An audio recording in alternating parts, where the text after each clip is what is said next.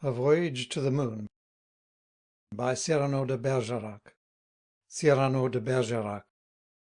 Savinien Hercule de Cyrano Bergerac, swashbuckler, hero, poet and philosopher, came of an old and noble family, richer in titles than in estates. His grandfather still kept most of the titles, and was called Savinien de Cyrano Mauvière Bergerac Saint-Laurent. He was secretary to the king in 1571 and held other important offices. Since there was no absolute right of primogeniture in those matters, the names, as well as what was left of the properties they had represented, were distributed among his descendants. Our hero seems to have received a fair share of the titles, but of the property nothing. He was the fifth among 7 children, and was born on the 6th of March 1619. Not in 1620, as has been usually stated. He was born, moreover, at Paris, not in Gascony. We must alas admit that he was not a Gascon. He ought to have been one, and certainly deserved to be one. But fortune, who seems to have taken pleasure in always making him just miss his destiny, began by doing him this first and greatest wrong of not letting him be born a Gascon. The family was not even of distant Gascon origin, but was Périgourdin. Bergerac itself is a small town near Périgueux. Cyrano, however, did his best to repair this as well as the other wrongs of destiny. He acquired the Gascon accent, and often made himself pass for a Gascon. The fortune of his early education made him fall into the hands of a country curate, who was an insufferable pedant (the species seems to have been common at that time), and who had no real scholarship. The two things are by no means contradictory. Cyrano dubbed his master an Aristotelic ass, and wrote to his father that he preferred Paris. This period of exile had one very important result, however, the formation of his first and most lasting friendship, that with Lebret, who shared in the instruction of the country curate, but with a more docile acceptance of his teachings.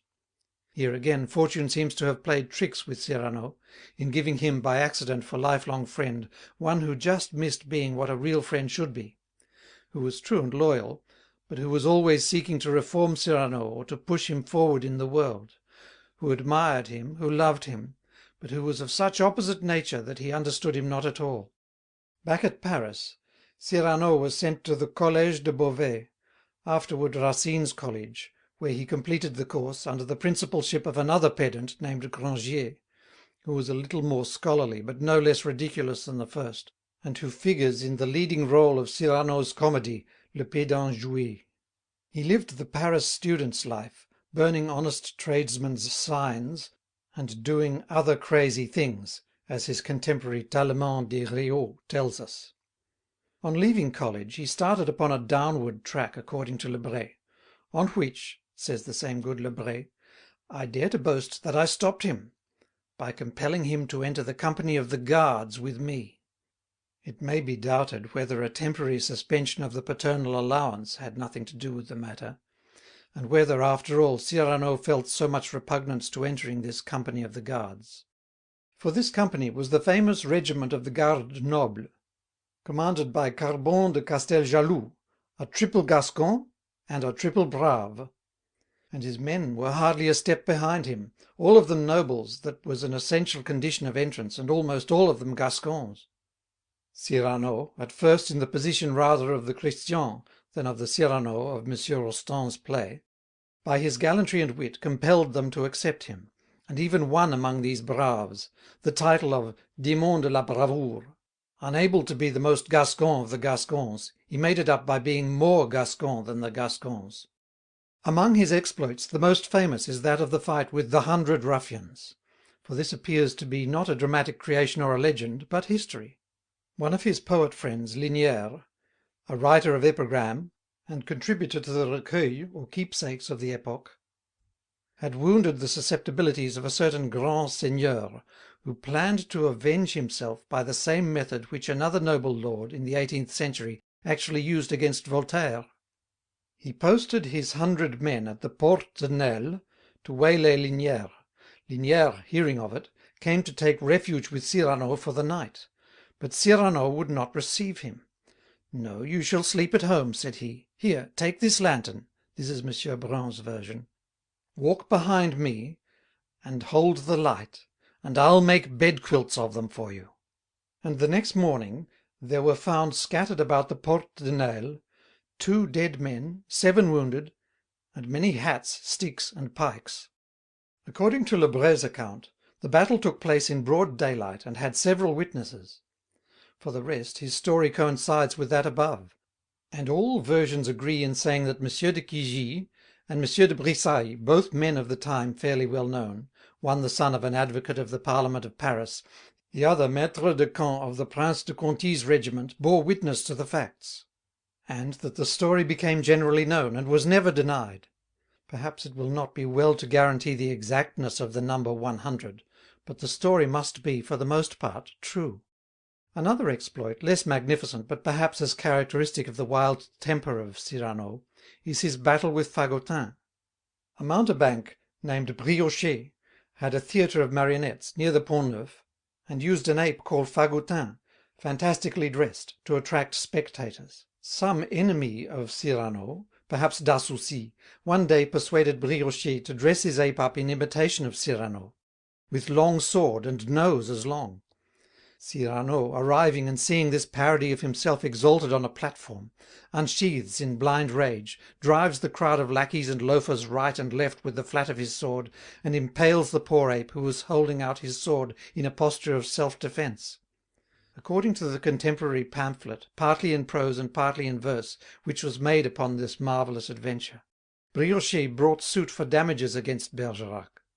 But even in these ridiculous circumstances Cyrano managed to get the laughers on his side, and claiming that in the country of art there was no such thing as gold and silver, and that he had a right to pay in the money of the country, he promised to eternize the dead ape in Apollinic verse, and so was acquitted.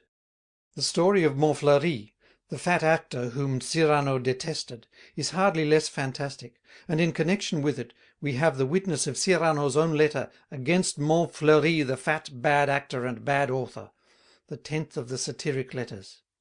According to all the books of theatrical anecdotes, Cyrano one evening ordered him off the stage and forbade him to reappear for a month. And when 2 days later he did reappear, Cyrano once more drove him in disgrace to the wings. The audience protesting, Cyrano challenged them each and all to meet him in duel, and carried his point.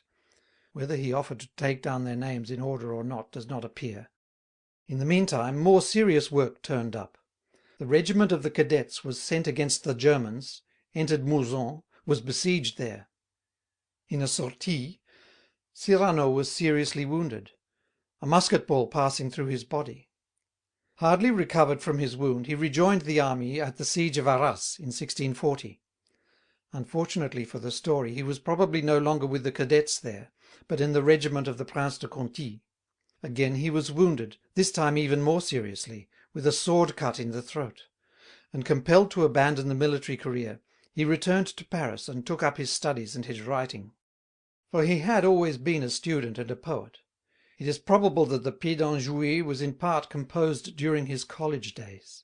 Lebret pictures him to us as studying between 2 duels, and working at an elegy in all the noise of the regimental barracks, as undistractedly as if he had been in a quiet study. He now joined a group of independents in thought and life, naturalists in ethics and empiricists in philosophy, and forced his way into a private class of the philosopher Gassendi, where he had for fellow students Hainaut, Chapelle, Bernier, and almost certainly a young Jean-Baptiste Poquelin, who was very soon to take the name of Molière, found the Illustre Théâtre, and after its failure started on a 15 years' tour of the provinces. Cyrano was an earnest and capable student of philosophy, and came to it with the fresh interest not only of his own personality, but of a young man of barely 22. He naturally imposed himself as a sort of leader in the group of young libertins or freethinkers, just as he had done among the Guards. He knew well not only Gassendi, but also Campanella, and of course Descartes, in his works at least. He even seems to have read widely among the half-philosophers, half-occultists of the 15th and early 16th centuries, such as Cornelius Agrippa, Jérôme Cardin, Abbot Tritheim, César de Nostradamus, etc. Among the ancients, his first favourites were Lucretius and Pyrrho. Pyrrho, whom he especially admired, because he was so nobly free that no thinker of his age had been able to enslave his opinions, and so modest that he would never give final decision on any point. There is much of Cyrano in this phrase, both in the half-bold modesty and in the half-timid fierceness of independence. Cyrano shuddered at the thought of having even a single one of his ideas enslaved to those of another thinker. Just as he had refused the Maréchal de Gassion for patron when he was in the Guards, so he would accept no one's magister dixit, no patron of his thought, not even the Aristotle of the schools. The period of his life from 1643 to 1653 is a very obscure one. Yet probably almost all of his works were composed during this time. He may have travelled. There are traditions and suggestions that he visited England, Italy, even Poland. He probably stood in danger of persecution from the Jesuits on account of his philosophical ideas, and may have suffered it, as did his contemporaries Campanella and Galileo, or, to mention a French poet only a little older than he, Théophile de Viau, who was even condemned to death for less independence than Cyrano's, though the sentence was fortunately commuted. He probably mingled somewhat in the society of the précieuses of the time, as well as in that of the libertins, for he has left a series of love letters which must almost exactly have suited the taste of those who prepared discourses on the tender passion. He probably had many duels still, for Lebret tells us that he served 100 times as second. The round number is to be taken as such. And anyone acquainted with the epoch, or with the Three Musketeers of Dumas, knows that the seconds fought as well as the principals. Lebret adds, to be sure, that he never had a quarrel on his own account.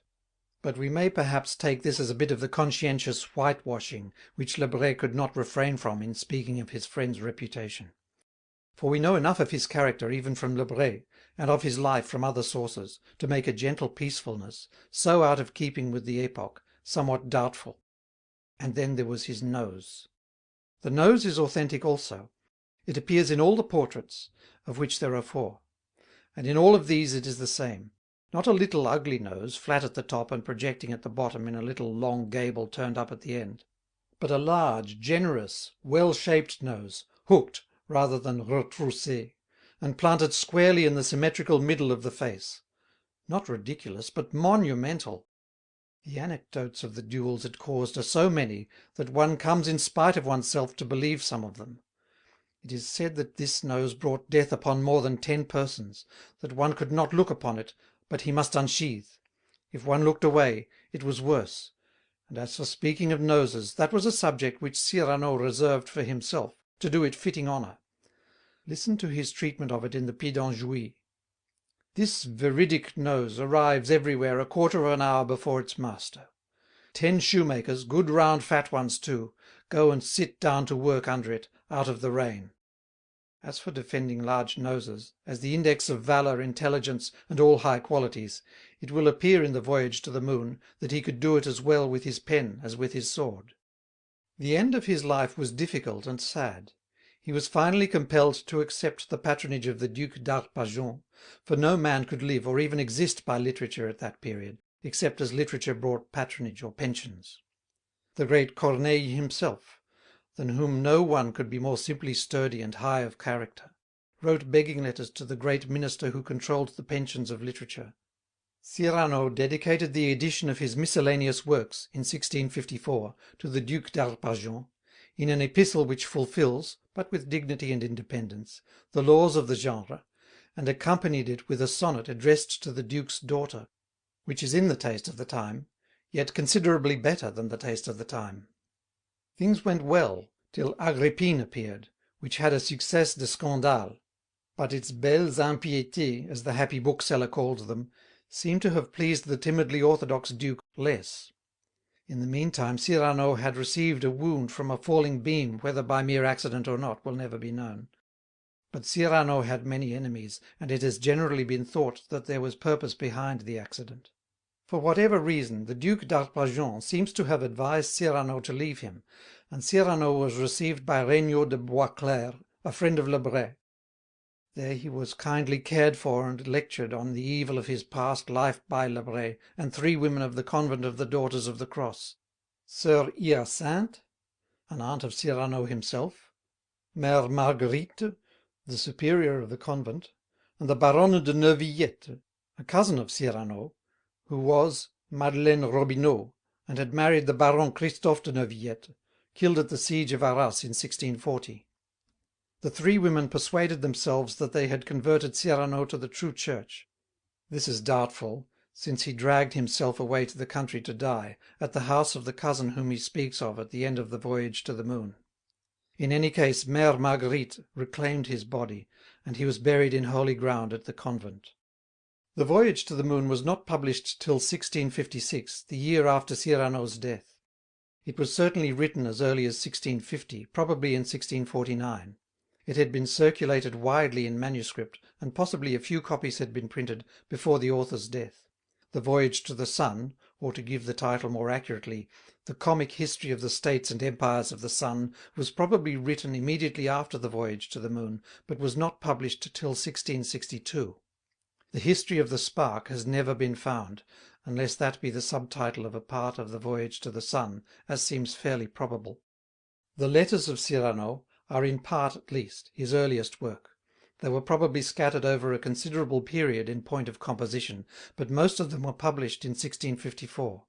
It is to be remembered that, like all the letters of that epoch which we have, they were meant to be read in company, in the salons, or sometimes, like that against Dassoucy, in the taverns, corresponding to the modern cafés, where men of letters gathered. They were written not for the postman, but for the parlour, and not so much for the parlour as for the printer. But even with the artificiality of this method, and with the burlesque or précieuse expression that was obligatory in letters at that time, there are touches of real sincerity and passion constantly breaking through. The Pédant joué is a prose comedy in 5 acts, made almost entirely on the model of the Italian Commedia dell'arte, a form in which Molière's early work is written, and which was practically the only form known at the time when Cyrano wrote for the play, is certainly anterior to Corneille's Menteur.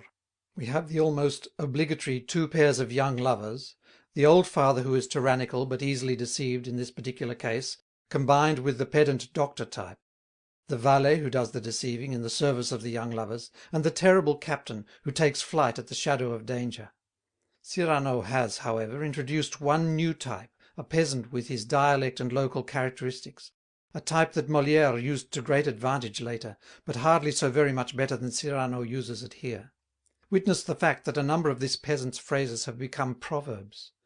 The famous scene of Qu'allait-il faire dans cette galère, despairingly repeated by the father who is compelled to give up his cherished money for the ransom of a son held in captivity supposedly on a Turkish galley, is exceedingly well imagined, and Molière did well to use it 16 years after Cyrano's death for the 2 best scenes in his Fourberies de Scapin. It is not a matter to reproach Molière with, but it is a case in which Cyrano should receive due credit. The only serious poetical work of Cyrano is his tragedy of Agrippine, Veuve de Germanicus, written at some time in the 40s, played in 1653, and published in 1654. The statement, repeated categorically by Mr. Sidney Lee in his recent Life of Shakespeare, that Cyrano de Bergerac plagiarized Cymbeline, Hamlet, and the Merchant of Venice in his Agrippina, has not the slightest foundation. There are no resemblances, either superficial or essential, on which to base it, and it is altogether improbable that Cyrano even knew of Shakespeare's existence. The subject of Agrippine is similar to that of Corneille's Cinna, a conspiracy under the Roman Empire. There are no resemblances to Corneille's work in the details of the plot, but in general spirit the play is what we call Cornelian, partly because Corneille was the only one who possessed this spirit of the epoch with sufficient creative and individual power to compel the attention of posterity. Cyrano, once more, just missed this. But his play is worthy not only to be ranked with the best dramas of any of his contemporaries except Corneille, but even to be at least compared with Corneille's better work, except perhaps the Cid and Polyeucte. The play is not thoroughly well constructed, and so misses something of dramatic effectiveness, though by no means missing it entirely. But it is as well constructed as Corneille's Cinna, and better than his Horace, to take examples only among his greatest plays. It has no scene to compare with that of the clemency of Augustus in Cinna, no character study so fine as that of the different sentiments of Augustus. But it approaches, though it does not quite attain, the heroics of Horace. It is full of exaggeration, so is Corneille, and of an exaggeration that sometimes becomes burlesque, as in Corneille. But it is an exaggeration that is high and heroic, like Corneille's. And the high and heroic sometimes, as in a line like this: Et puis mourir n'est rien, c'est achever de naître. Sometimes, but too rarely, drops its exaggeration to become simple as real heroism, which is the simplest thing in the world. Except real genius. Real genius is, finally, the essential thing, which Cyrano once more just missed attaining, missed just by the lack of that simplicity, perhaps. But exaggeration, sometimes carried to the burlesque, is the essential trait which makes him what he is, and we cannot wish it away. Curtis Hidden Page. Note on the translation: there have been at least 3 translations into English of the Voyage to the Moon. That alluded to on page 1, the present translation, and one made in the 18th century by Samuel Derrick. The last is dedicated to the Earl of Orrery, author of Remarks on the Life and Writings of Jonathan Swift, and attributes its call from obscurity to your lordship's mentioning it in your Life of Swift, as having served for inspiration to Gulliver's Travels. Samuel Derrick's translation, however, is not so good as that of A. Lovell. The 17th century translation is more flowery and fanciful, and by that very fact closer to the original. For though the Voyage to the Moon is the most sober in style of Cyrano's works, yet there are still many touches of the high fantastical in its manner as well as in its substance. The 18th century translator has toned down the style to make it more acceptable to that age of reason and regularity. It is still another case of the irony of fate pursuing Cyrano. The regularity of 17th century literature in France, against whom he struggled so swashbucklerly, had completely triumphed and spread their influence over Europe, so that even in the land where liberty and individuality are native, his work had to suffer correction in all its most fanciful passages. There are constant omissions of phrases or sentences in the 18th century translation, and there are also numerous mistakes, as well as many points missed. The 17th century translation, on the other hand, is faithful throughout to its original, and accurate as well as vivid. The translation has been compared throughout with the French of the edition of 1661, and the 2 or 3 slight corrections needed have been made in footnotes. Except for the breaking up of some very long paragraphs, and slight changes in punctuation when necessary for clearness, the text has been reprinted as exactly as possible. All changes or additions, except the correction of evident misprints, have been bracketed. C.H.P. The Translator to the Reader. It is now 27 years since the moon appeared first historically on the English horizon. And let it not seem strange that she should have retained light and brightness so long here without renovation, when we find by experience that in the heavens she never fails once a month to change and shift her splendour. For it is the excellency of art to represent nature even in her absence, and this being a piece done to the life, by one that had the advantage of the true light, as well as the skill of drawing in this kind to perfection, he left so good an original, which was so well copied by another hand, that the picture might have served for many years more to have given the lovers of the moon a sight of their mistress, even in the darkest nights, and when she was retired to put on a clean smock in Phoebus his apartment, if they had been so curious as to have encouraged the exposers. However, reader, you now have a second view of her, and that under the same cover with the sun too, which is very rare, since these 2 were never seen before in conjunction. Yet I would have none be afraid that their eyes being dazzled with the glorious light of the sun, they should not see her.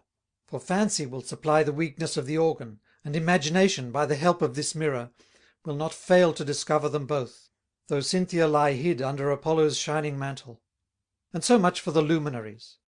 Now, as to the worlds, which, with analogy to ours below, I may call the old and new, that of the moon having been discovered, though imperfectly, by others, but the sun owing its discovery wholly to our author, I make no doubt but the ingenious reader will find in both so extraordinary and surprising rarities, as well natural, moral, as civil, that if he be not as yet sufficiently disgusted with this lower world, which I am sure some are, to think of making a voyage thither, as our author has done, he will at least be pleased with his relations.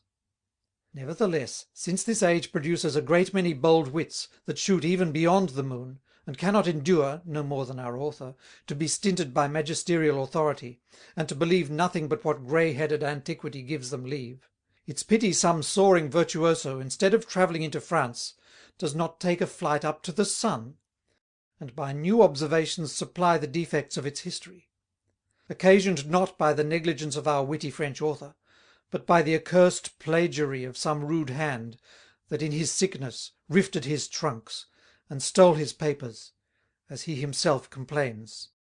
Let some venturous undertaker auspiciously attempt it then, and if neither of the two universities, Gresham College, nor Greenwich Observatory, can furnish him with an instrument of conveyance, let him try his own invention, or make use of our author's machine, for our loss is indeed so great, that one would think none but the declared enemy of mankind would have had the malice to purloin and stifle those rare discoveries which our author made in the province of the solar philosophers, and which undoubtedly would have gone far as to the settling our sublunary philosophy, which, as well as religion, is lamentably rent by sects and whimsies, and have convinced us, perhaps, that in our present doubts and perplexities, a little more or a little less of either would better serve our turns and more content our minds. Chapter 1. Of how the voyage was conceived. I had been with some friends at Clamart, a house near Paris, and magnificently entertained there by Monsieur de Quigy, the lord of it, when upon our return home, about 9 of the clock at night, the air serene, and the moon in the full, the contemplation of that bright luminary furnished us with such variety of thoughts as made the way seem shorter than indeed it was. Our eyes being fixed upon that stately planet, every one spoke what he thought of it.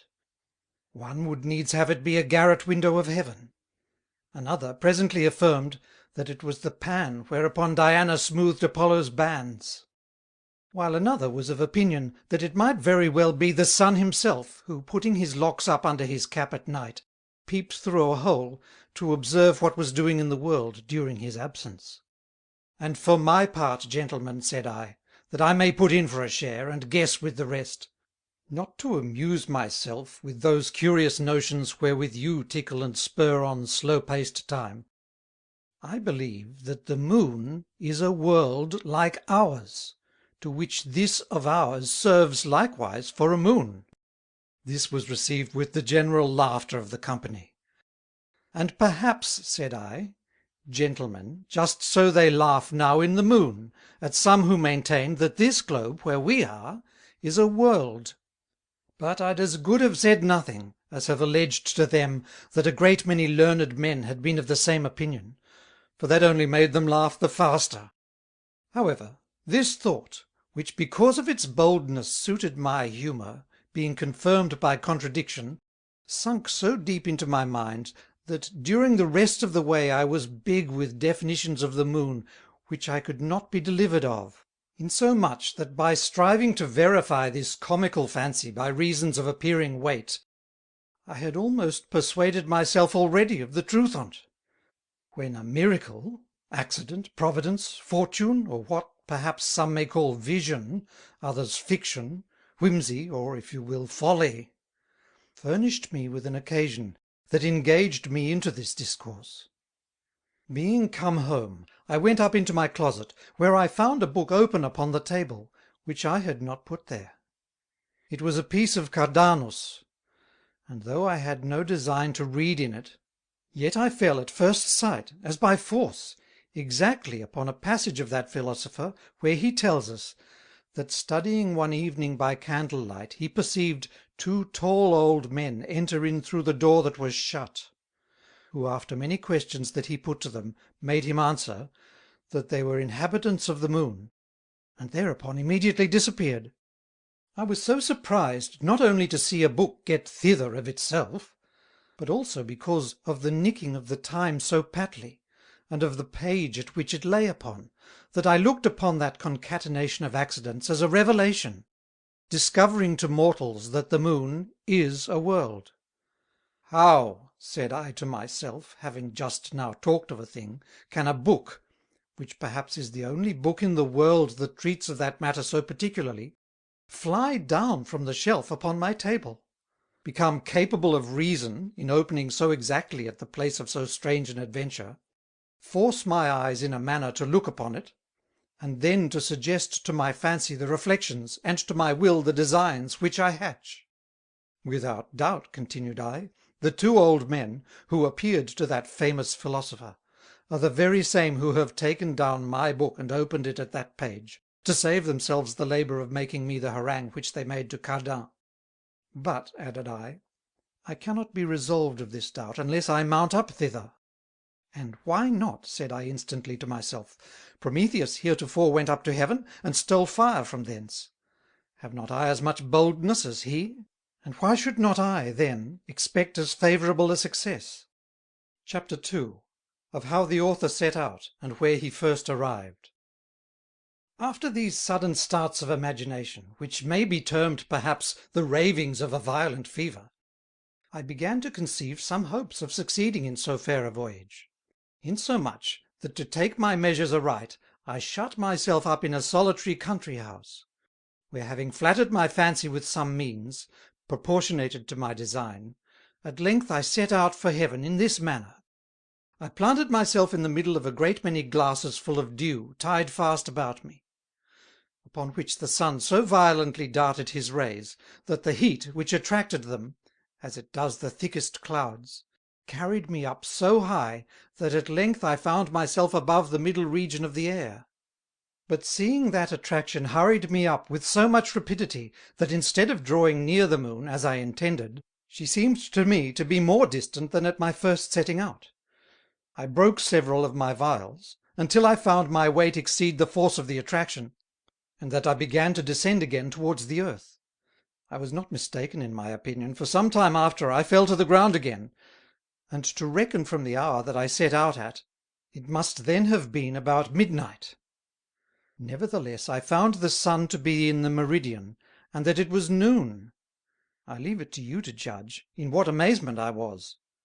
The truth is, I was so strangely surprised, that, not knowing what to think of that miracle, I had the insolence to imagine that in favour of my boldness God had once more nailed the sun to the firmament, to light so generous an enterprise. That which increased my astonishment was, that I knew not the country where I was. It seemed to me that, having mounted straight up, I should have fallen down again in the same place I parted from. However, in the equipage I was in, I directed my course towards a kind of cottage, where I perceived some smoke, and I was not above a pistol shot from it, when I saw myself environed by a great number of people, stark naked. They seemed to be exceedingly surprised at the sight of me, for I was the first, as I think, that they had ever seen clad in bottles. Nay, and to baffle all the interpretations that they could put upon that equipage, they perceived that I hardly touched the ground as I walked, for indeed they understood not that upon the least agitation I gave my body, the heat of the beams of the noon sun raised me up with my dew, and that if I had had vials enough about me, it would possibly have carried me up into the air in their view. I had a mind to have spoken to them, but as if fear had changed them into birds, immediately I lost sight of them in an adjoining forest. However, I catched hold of one, whose legs had, without doubt, betrayed his heart. I asked him, but with a great deal of pain, for I was quite choked, how far they reckoned from thence to Paris? How long men had gone naked in France? And why they fled from me in so great consternation? The man I spoke to was an old tawny fellow, who presently fell at my feet, and with lifted up hands joined behind his head, opened his mouth and shut his eyes. He mumbled a long while between his teeth, but I could not distinguish an articulate word, so that I took his language for the maffling noise of a dumb man. Some time after, I saw a company of soldiers marching, with drums beating, and I perceived two detached from the rest, to come and take speech of me. When they were come within hearing, I asked them where I was. You are in France, answered they, but what devil hath put you into that dress? And how comes it that we know you not? Is the fleet then arrived? Are you going to carry the news of it to the governor? And why have you divided your brandy into so many bottles?" To all this I made answer, that the devil had not put me into that dress; that they knew me not, because they could not know all men; that I knew nothing of the Seine's carrying ships to Paris; that I had no news for the Marshal de l'Hôpital, and that I was not loaded with brandy. "Ho!" said they to me, taking me by the arm, "you are a merry fellow indeed. Come, the governor will make a shift to know you, no doubt on't." They led me to their company, where I learnt that I was in reality in France, but that it was in New France; so that some time after I was presented before the governor, who asked me my country, my name, and quality; and after that I had satisfied him in all points, and told him the pleasant success of my voyage, whether he believed it or only pretended to do so, he had the goodness to order me a chamber in his apartment. I was very happy in meeting with a man capable of lofty opinions, and who was not at all surprised when I told him that the earth must needs have turned during my elevation; seeing that having begun to mount about 2 leagues from Paris, I was fallen, as it were, by a perpendicular line in Canada. Chapter 3. Of his conversation with the Viceroy of New France, and of the system of this universe. When I was going to bed at night, he came into my chamber, and spoke to me to this purpose: "I should not have come to disturb your rest, had I not thought that one who hath found out the secret of travelling so far in 12 hours space, had likewise a charm against lassitude. But you know not," added he, "what a pleasant quarrel I have just now had with our fathers, upon your account. They'll have you absolutely to be a magician, and the greatest favour you can expect from them is to be reckoned only an impostor. The truth is, that motion which you attribute to the earth is a pretty nice paradox, and for my part I'll frankly tell you, that that which hinders me from being of your opinion is, that though you parted yesterday from Paris, yet you might have arrived today in this country without the earth's turning. For the sun having drawn you up by the means of your bottles, ought he not to have brought you hither, since according to Ptolemy, and the modern philosophers, he marches obliquely, as you make the earth to move? And besides, what great probability have you to imagine that the sun is immovable, when we see it go? And what appearance is there that the earth turns with so great rapidity, when we feel it firm under our feet?" "Sir," replied I to him, "these are in a manner the reasons that oblige us to think so.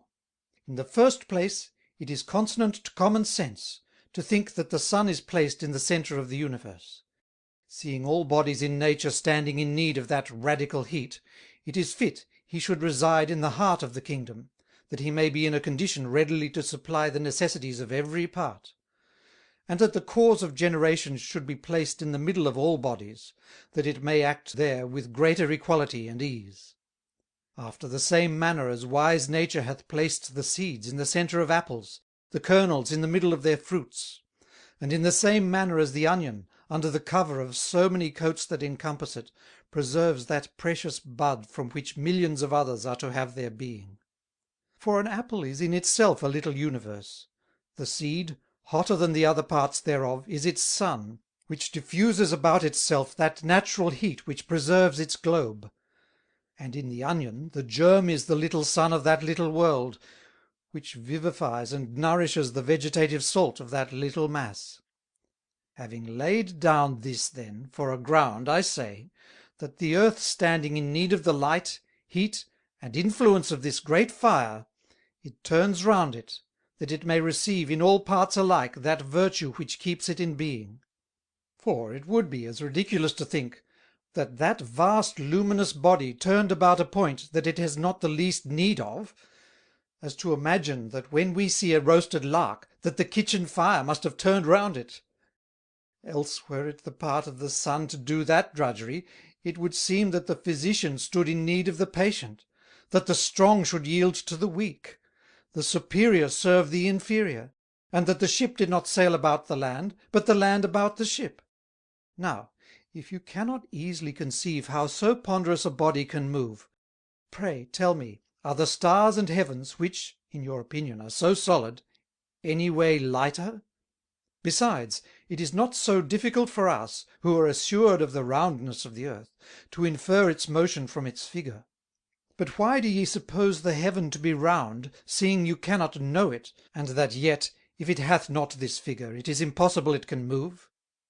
I object not to you, your eccentrics nor epicycles, which you cannot explain but very confusedly, and which are out of doors in my system.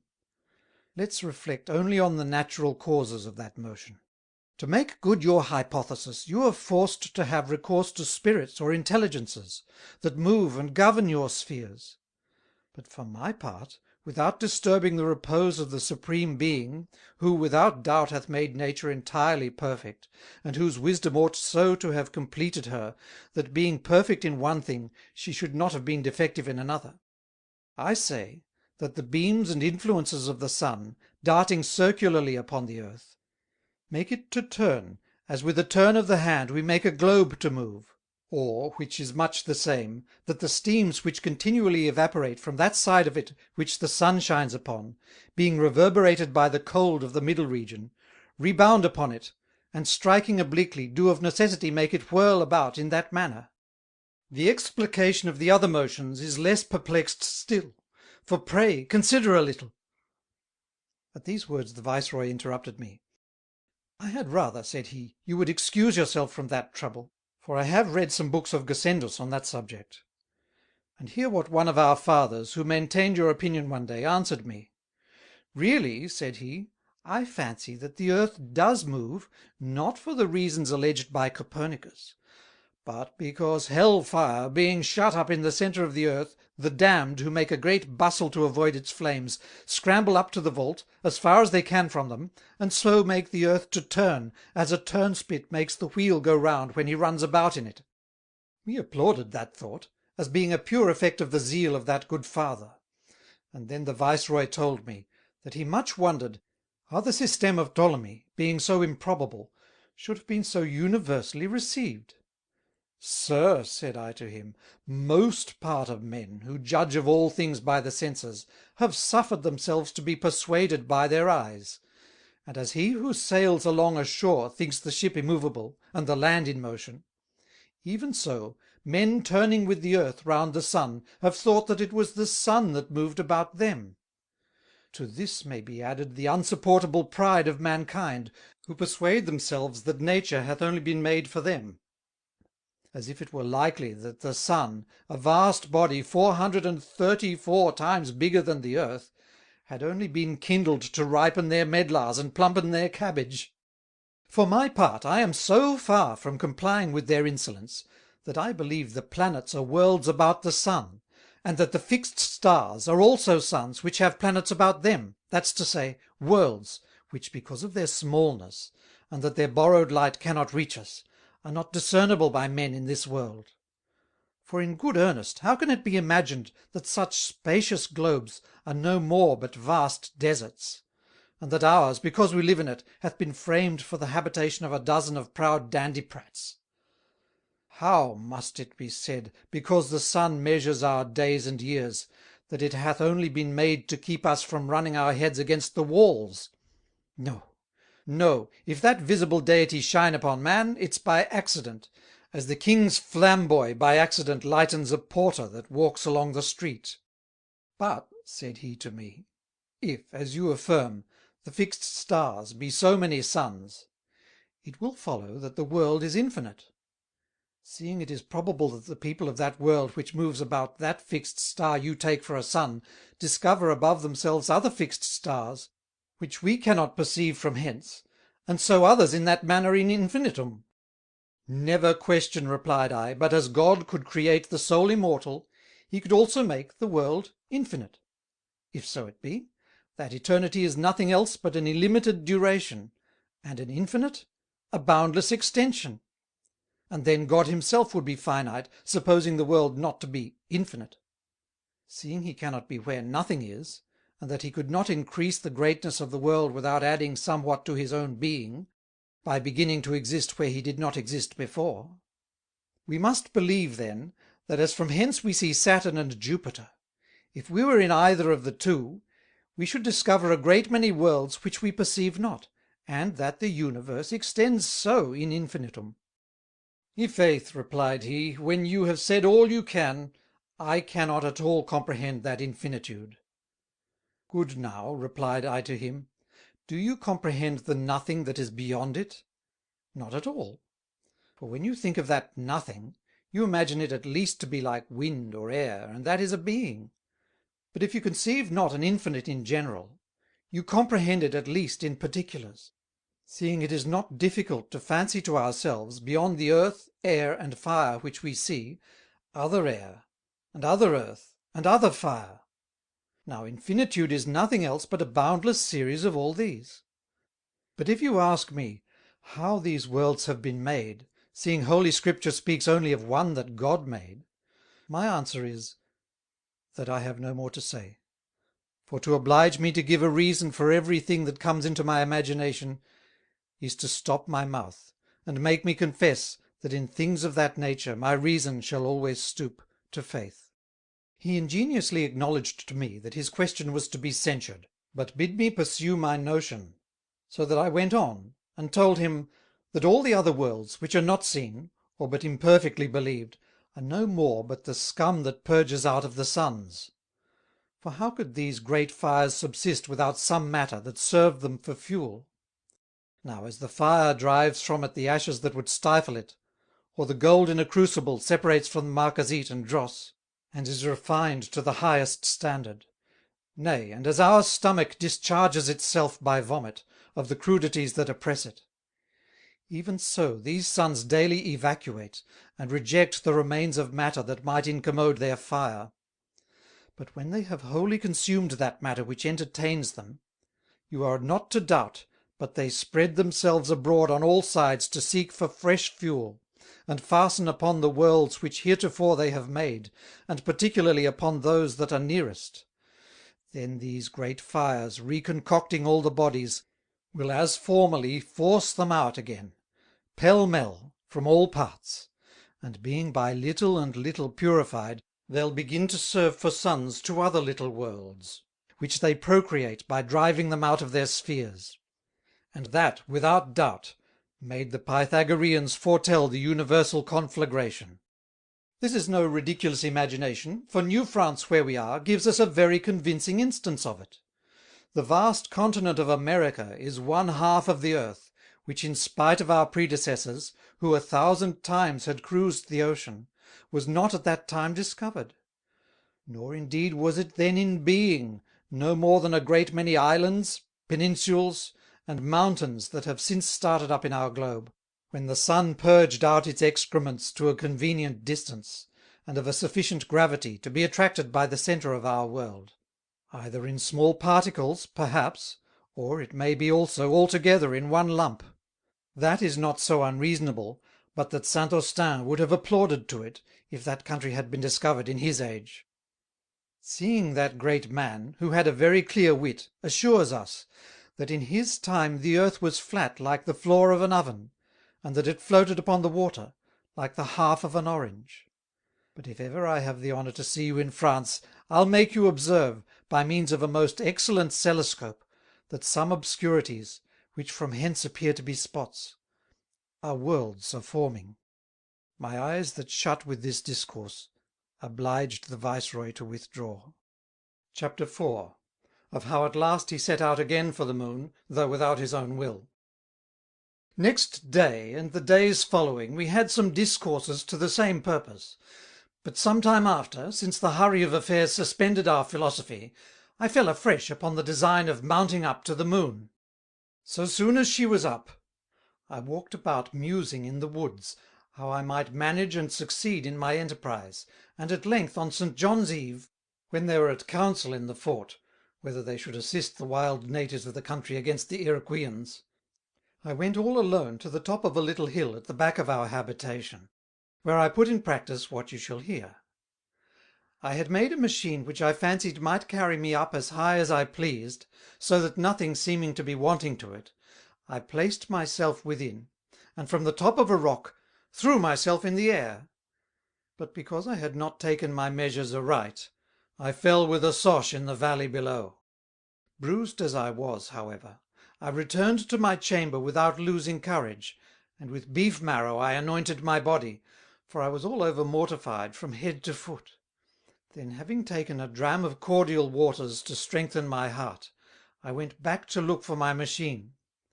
But I could not find it, for some soldiers that had been sent into the forest to cut wood for a bonfire, meeting with it by chance, had carried it with them to the fort, where, after a great deal of guessing what it might be, when they had discovered the invention of the spring, some said, that a good many fireworks should be fastened to it, because, their force carrying them up on high, and the machine playing its large wings, no body but would take it for a fiery dragon.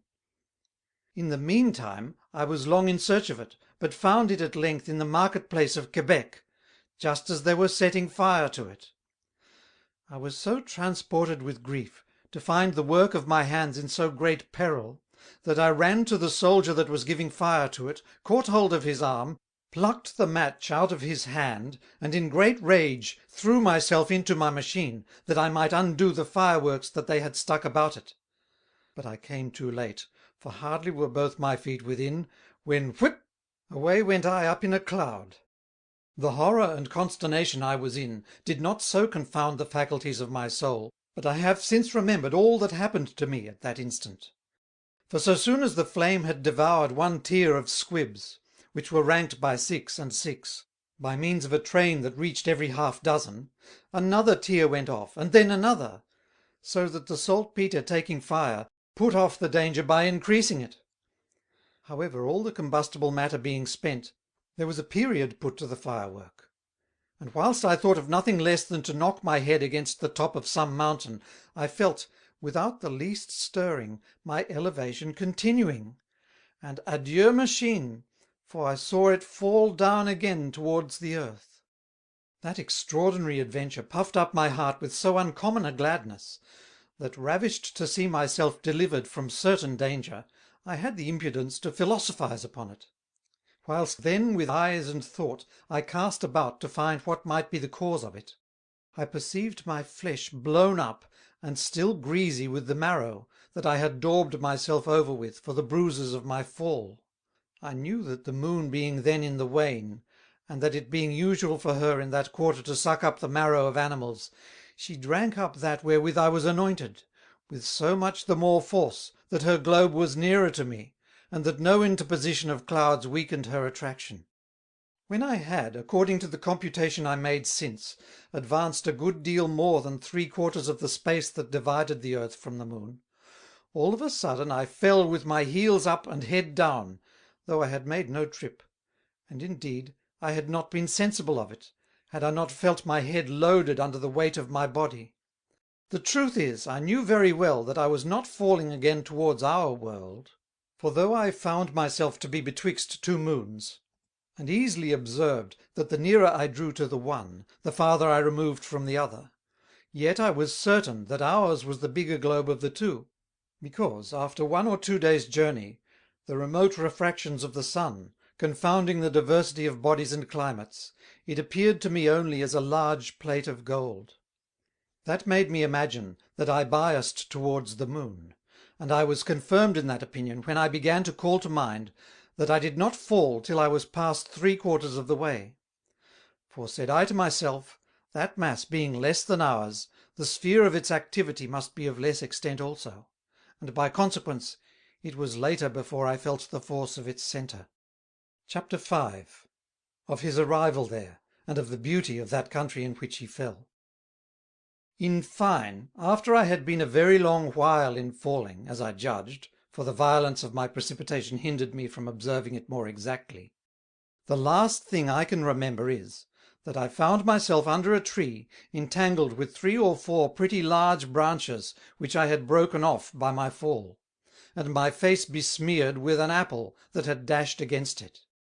By good luck that place was, as you shall know by and by, that you may very well conclude, that had it not been for that chance, if I had had 1,000 lives, they had been all lost. I have many times since reflected upon the vulgar opinion, that if one precipitate himself from a very high place, his breath is out before he reach the ground. and from my adventure I conclude it to be false, or else that the efficacious juice of that fruit, which squirted into my mouth, must needs have recalled my soul, that was not far from my carcass, which was still hot and in a disposition of exerting the functions of life. The truth is, so soon as I was upon the ground, my pain was gone, before I could think what it was, and the hunger which I felt during my voyage was fully satisfied with the sense that I had lost it. When I was got up, I had hardly taken notice of the largest of 4 great rivers, which by their conflux make a lake, when the spirit or invisible soul of plants that breathe upon that country refreshed my brain with a delightful smell, and I found that the stones there were neither hard nor rough, but that they carefully softened themselves when one trod upon them. I presently lighted upon a walk with 5 avenues in figure like to a star, the trees whereof seemed to reach up to the sky, a green plot of lofty boughs. Casting up my eyes from the root to the top, and then making the same survey downwards, I was in doubt whether the earth carried them, or they the earth, hanging by their roots. Their high and stately foreheads seemed also to bend, as it were by force, under the weight of the celestial globes. And one would say, that their sighs and outstretched arms, wherewith they embraced the firmament, demanded of the stars the bounty of their purer influences before they had lost anything of their innocence in the contagious bed of the elements. The flowers there on all hands, without the aid of any other gardener but nature, send out so sweet, though wild, a perfume, that it rouses and delights the smell. There the incarnate of a rose upon the bush, and the lively azure of a violet under the rushes, captivating the choice, make each of themselves to be judged the fairest. There the whole year is spring. There no poisonous plant sprouts forth, but is as soon destroyed. There the brooks by an agreeable murmuring relate their travels to the pebbles. There thousands of quiristers make the woods resound with their melodious notes, and the quavering clubs of these divine musicians are so universal, that every leaf of the forest seems to have borrowed the tongue and shape of a nightingale. Nay, and the nymph Echo is so delightful with their airs, that to hear her repeat, one would say she were solicitous to learn them. On the sides of that wood are 2 meadows, whose continued verdure seems an emerald reaching out of sight.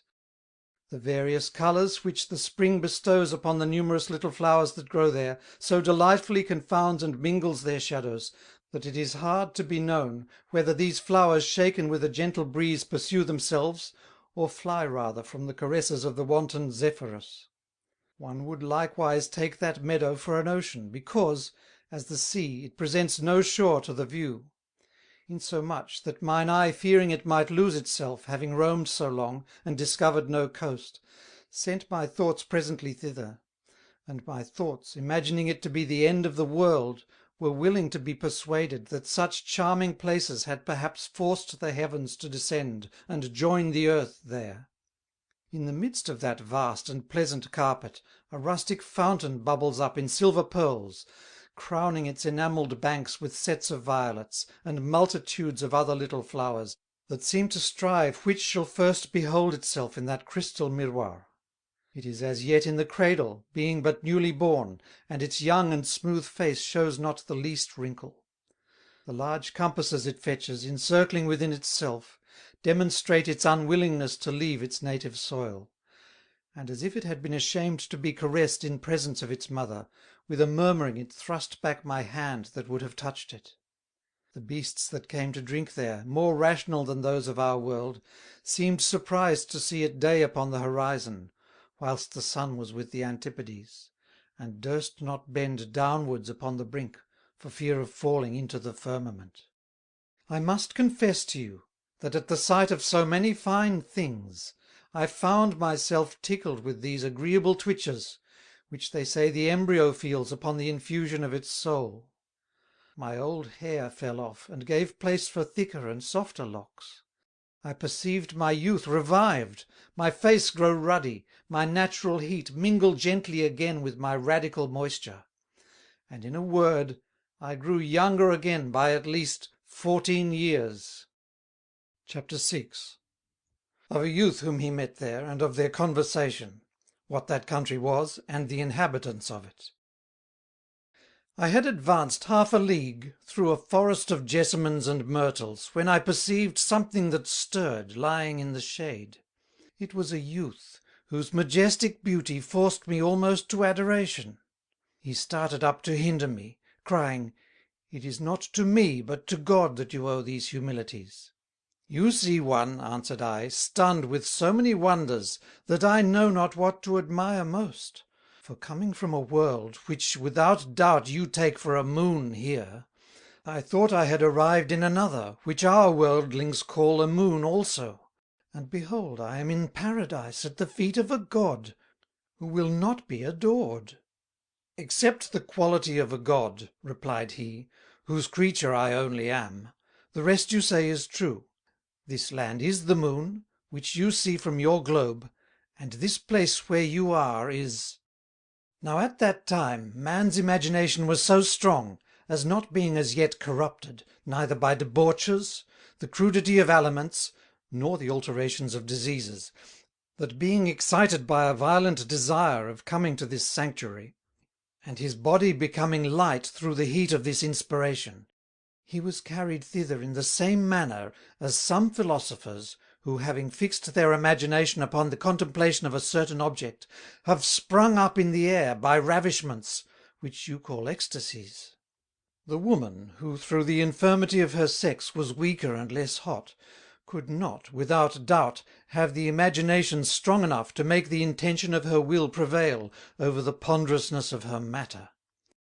But because there were very few, the sympathy which still united that half to its whole drew her towards him as he mounted up, as the amber attracts the straw, as the lodestone turns towards the north from whence it hath been taken, and drew to him that part of himself, as the sea draws the rivers which proceed from it.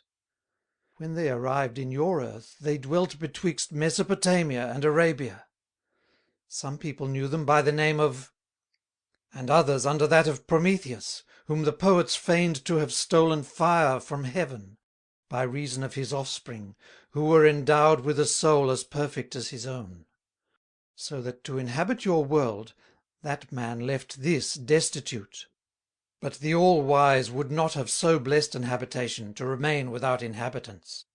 He suffered a few ages after that, cloyed with the company of men, whose innocence was corrupted, had a desire to forsake them.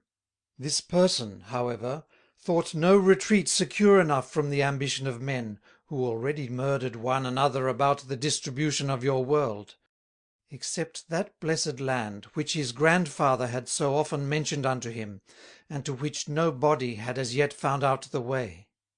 But his imagination supplied that; for seeing he had observed that, he filled 2 large vessels which he sealed hermetically, and fastened them under his armpits. So soon as the smoke began to rise upwards, and could not pierce through the metal, it forced up the vessels on high, and with them also that great man. When he was got as high as the moon, and had cast his eyes upon that lovely garden, a fit of almost supernatural joy convinced him that that was the place where his grandfather had heretofore lived. He quickly untied the vessels, which he had girt like wings about his shoulders, and did it so luckily, that he was scarcely 4 fathom in the air above the moon, when he set his fins a-going. Yet he was high enough still to have been hurt by the fall, had it not been for the large skirts of his gown, which being swelled by the wind, gently upheld him till he set foot on ground. As for the 2 vessels, they mounted up to a certain place, where they have continued, and those are they which nowadays you call the balance. I must now tell you the manner how I came hither. I believe you have not forgot my name, seeing it is not long since I told it you. You shall know then, that I lived on the agreeable banks of one of the most renowned rivers of your world, where amongst my books I led a life pleasant enough not to be lamented, though it slipped away fast enough. In the meanwhile, the more I increased in knowledge, the more I knew my ignorance. Our learned men never put me in mind of the famous Marda, but the thoughts of his perfect philosophy made me to sigh. I was despairing of being able to attain to it, when one day, after a long and profound studying, I took a piece of lodestone about 2 foot square, which I put into a furnace, and then after it was well purged, precipitated and dissolved, I drew the calcined attractive of it, and reduced it into the size of about an ordinary bowl. After the preparations, I got a very light machine of iron made, into which I went, and when I was well seated in my place, I threw this magnetic bowl as high as I could up into the air. Now the iron machine, which I had purposely made more massive in the middle than at the ends, was presently elevated and in a just poise, because the middle received the greatest force of attraction. So then, as I arrived at the place whither my lodestone had attracted me, I presently threw up my bowl in the air over me. "But," said I, interrupting him, "how came you to heave up your bowl so straight over your chariot, that it never happened to be on one side of it?" "That seems to me to be no wonder at all," said he, "for the lodestone being once thrown up in the air, drew the iron straight towards it, and so it was impossible that ever I should mount sideways. Nay, more, I can tell you, that when I held the bowl in my hand, I was still mounting upwards, because the chariot flew always to the lodestone, which I held over it. But the effort of the iron to be united to my bowl was so violent, that it made my body bend double, so that I durst but once essay that new experiment. The truth is, it was a very surprising spectacle to behold, for the steel of that flying house, which I had very carefully polished, reflected on all sides the light of the sun with so great life and lustre, that I thought myself to be all on fire.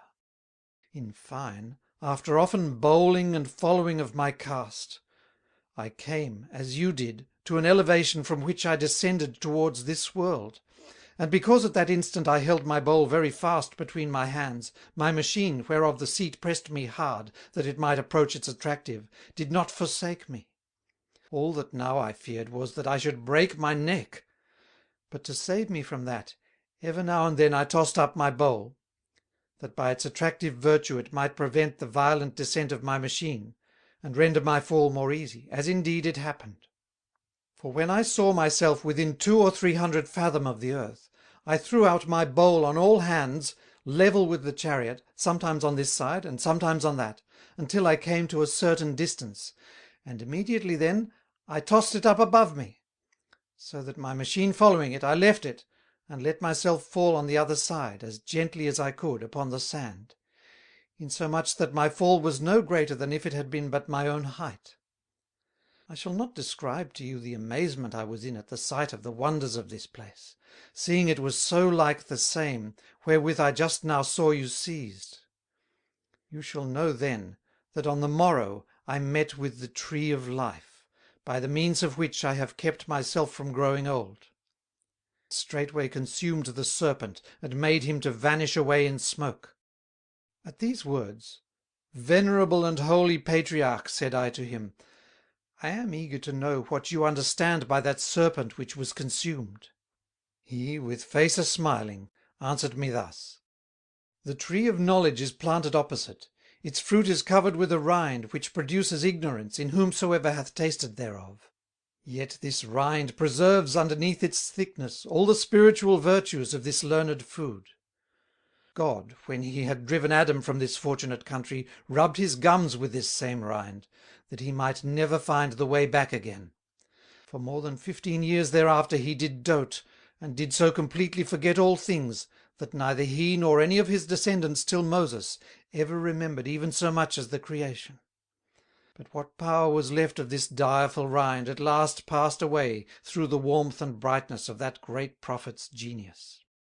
I happily met with one among these apples, which through ripeness was despoiled of its skin. Hardly had my mouth watered with it, when universal knowledge penetrated my being. I felt as it were an infinite number of eyes fix themselves in my head, and I knew the means of speaking with the Lord. When I have since reflected on these miraculous events, I have judged that I could in no wise have overcome, by any occult powers of a simple natural body, the vigilance of that seraph whom God has ordained to guard this paradise. But since he is pleased to use second causes, I imagined that he had inspired me to find this means of entering there, even as he thought good to take of the ribs of Adam to make him a wife, though he could form her of earth as well as he did Adam. I remained long in this garden, walking about alone. But in fine, since the angel that was keeper of the gate seemed to me to be in chief my host here, I was taken with the desire to salute him. In an hour's journey I came to a place where 1,000 lightnings mingled together in one blinding light that served but to make darkness visible. I was not yet fully recovered from this dazzlement, when I saw before me a beautiful young man. "I am," said he, "the archangel whom you seek. I have but now read in God that he had inspired you with the means of coming here, and that he willed you should here expect his pleasure." He talked with me of many things, and told me, among the rest, that the light wherewith I had been amazed was nothing fearful, but that it appeared almost every evening when he went his rounds, seeing that to avoid sudden attack from the evil spirits which may enter secretly at any place, he was constrained mightily to swing his flaming sword in circles all about the bounds of the earthly paradise, and that the light I had seen was the lightnings which the steel of it gave forth. "Those also which you perceive from your earth," he added, "are of my creation. And if sometimes you see them at a great distance, it is because the clouds of some distant region hold themselves in such disposition as to receive an impression of these unbodied fires, and reflect them to your eyes, just as clouds otherwise disposed may prove themselves fit to make the rainbow. I will not instruct you further in these matters, since to be sure the apple of knowledge is not far from hence, whereof as soon as you have eaten, you will know all things even as I. But see you make no mistake, for most of the fruits that hang from that plant are encased in a rind, whose taste will abase you even below man, while the part within will make you mount up to be even as the angels." Elijah had come to this point of the teachings of the seraph, when a little short man came up with us. "This is that Enoch of whom I told you," said my guide to me apart. And even while he finished the words, Enoch offered us a basketful of I know not what fruits, like to pomegranates, which he had but discovered that same day in a distant coppice. I took some and put in my pockets, as Elijah bade me. Hereupon Enoch asked him who I might be. "That is a matter," answered my guide, "to entertain us at more leisure. This evening, when we have withdrawn, he shall tell us himself of the miraculous particulars of his journey." With these words we arrived beneath a sort of hermitage, made of palm branches, skilfully interlaced with myrtle and orange branches. There I saw, in a little nook, great piles of a kind of floss silk, so white and so delicate that one might take it for the virgin soul of the snow. And I saw distaffs lying here and there, whereupon I asked my guide what use they served. "To spin," he answered me. "When the good Enoch would relax his mind from meditation, he applies himself sometimes to dressing this lady distaff, sometimes to weaving the cloth from which they make shifts for the 11,000 virgins. Surely in your world you have met with that something white which flutters on the winds in autumn about the season of the winter sowings. Your peasant folk call it Our Lady's cotton, but it is no other than the flock that Enoch purges his linen of when he cards it." We made little delay there, and but barely took leave of Enoch, whom this cabin served for his cell. In truth, what made us leave him so soon was this, that he said some prayer there every 6 hours, and it was at least that time since he had finished the last one. As we went forward, I begged Elijah to finish that history which he had begun, of the Assumptions or translations, and I said, that he had come, I thought, to that of St. John the Evangelist. Then said he to me, "Since you have not the patience to wait till the apple of knowledge teach you all these things better than I can, I will even tell you. Know then that God—" At this word, in some way I know not how, the devil would have his finger in that pie, or howsoever it came about, so it was that I could not forbear interrupting him with raillery. "I remember that case," said I. "God heard one day that the soul of the evangelist was so loosed from his body, that he no more kept it in but by shutting his teeth hard, and at that moment the hour when he had foreseen that he should be translated hither was almost past. So, having no time to get him a machine made ready for coming, he was constrained to make him suddenly be here without having time to bring him. During all my discourse Elijah bent upon me such a look as would have been fit to kill me, had I then been capable of dying from aught but hunger. "Thou wretch," said he, and drew back in horror, "thou hast the insolence to rail at holy things. Surely thou shouldst not go unpunished, were it not that the All-Wise determines to spare thee as a marvellous example of his long suffering, a witness to the nations. Get hence, thou blasphemer, go thou and publish in this little world, and in the other, for thou art predestined to return thither, the unforgetting hatred that God bears to atheists." Hardly had he finished this curse when he seized me roughly to drag me toward the gate.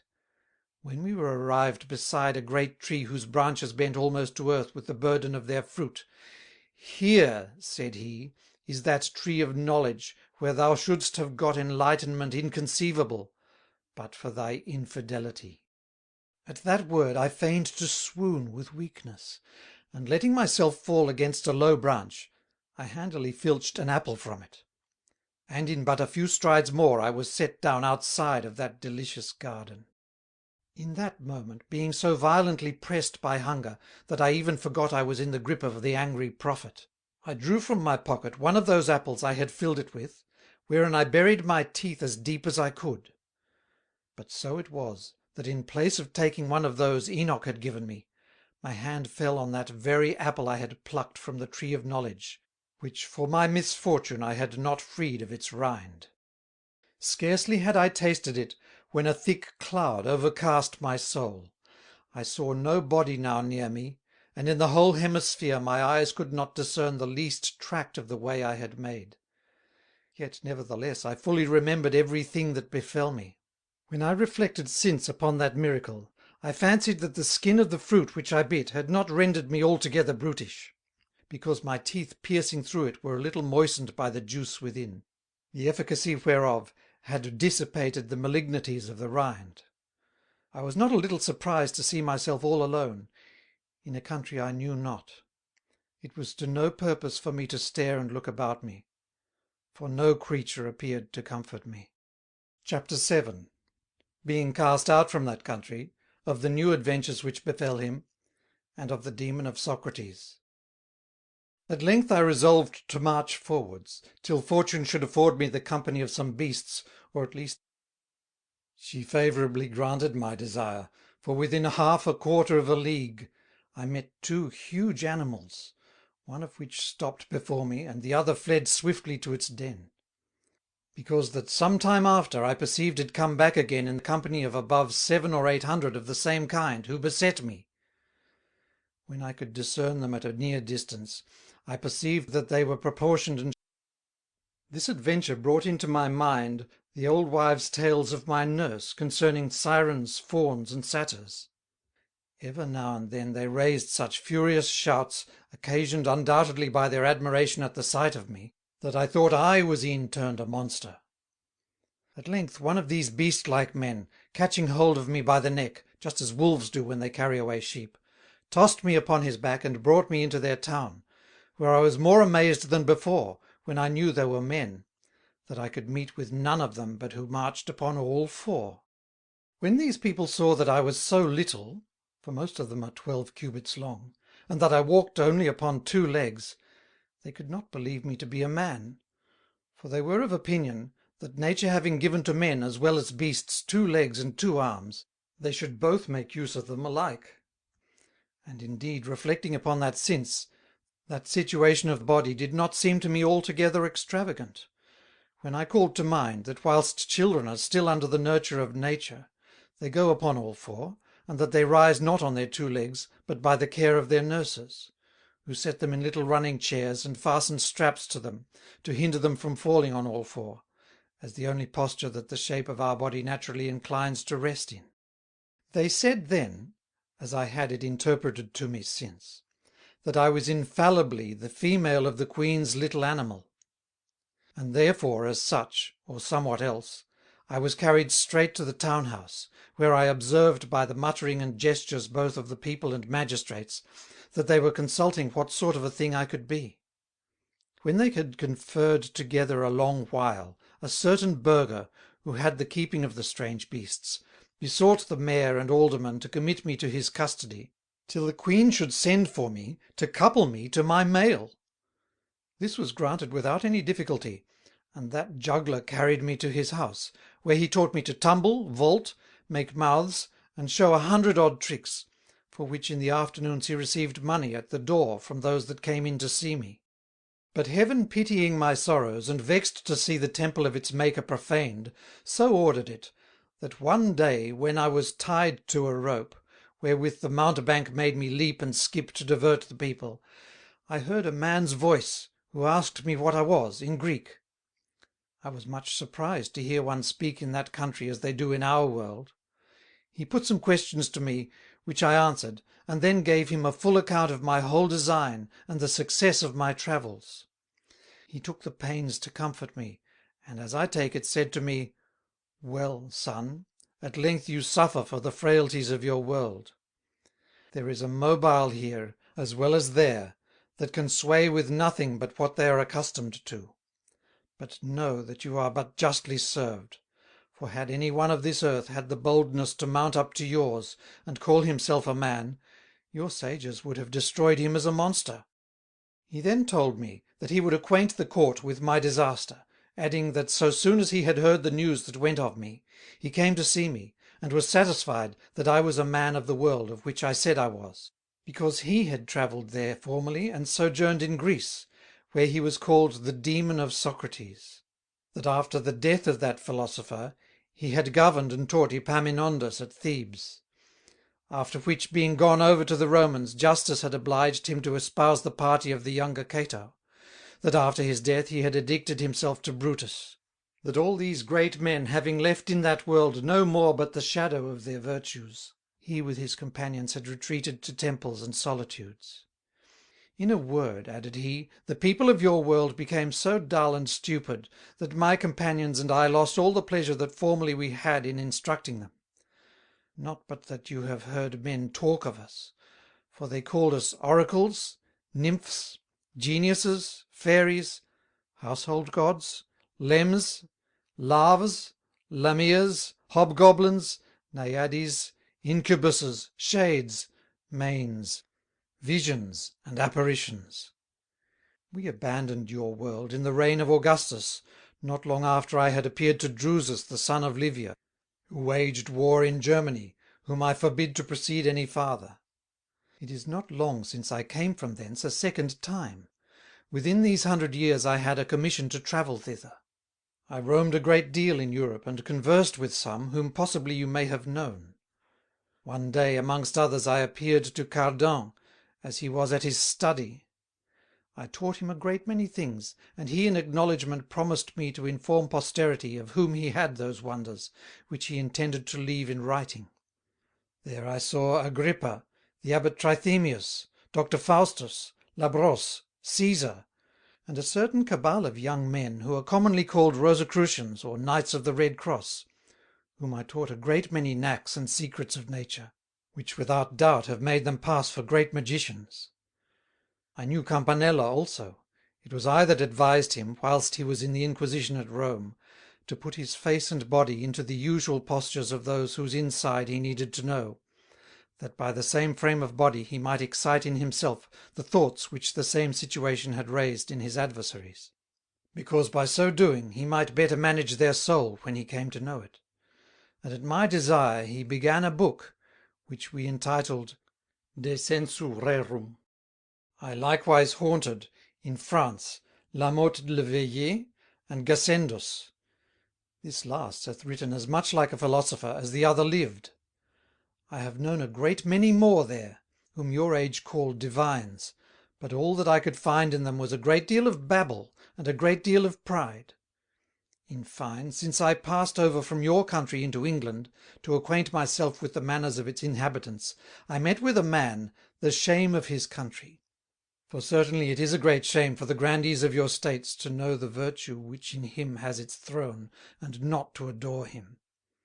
That I may give you an abridgment of his panegyric, he is all wit, all heart, and possesses all the qualities, of which one alone was heretofore sufficient to make an hero. It was Tristan the Hermit.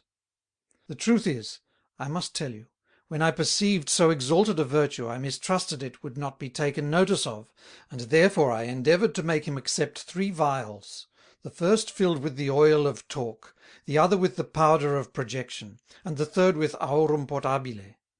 But he refused them, with a more generous disdain than Diogenes did the compliments of Alexander.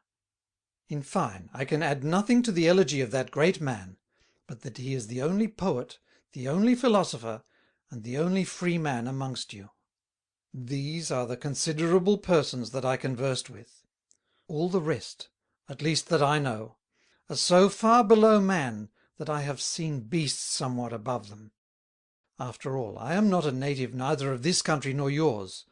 I was born in the sun.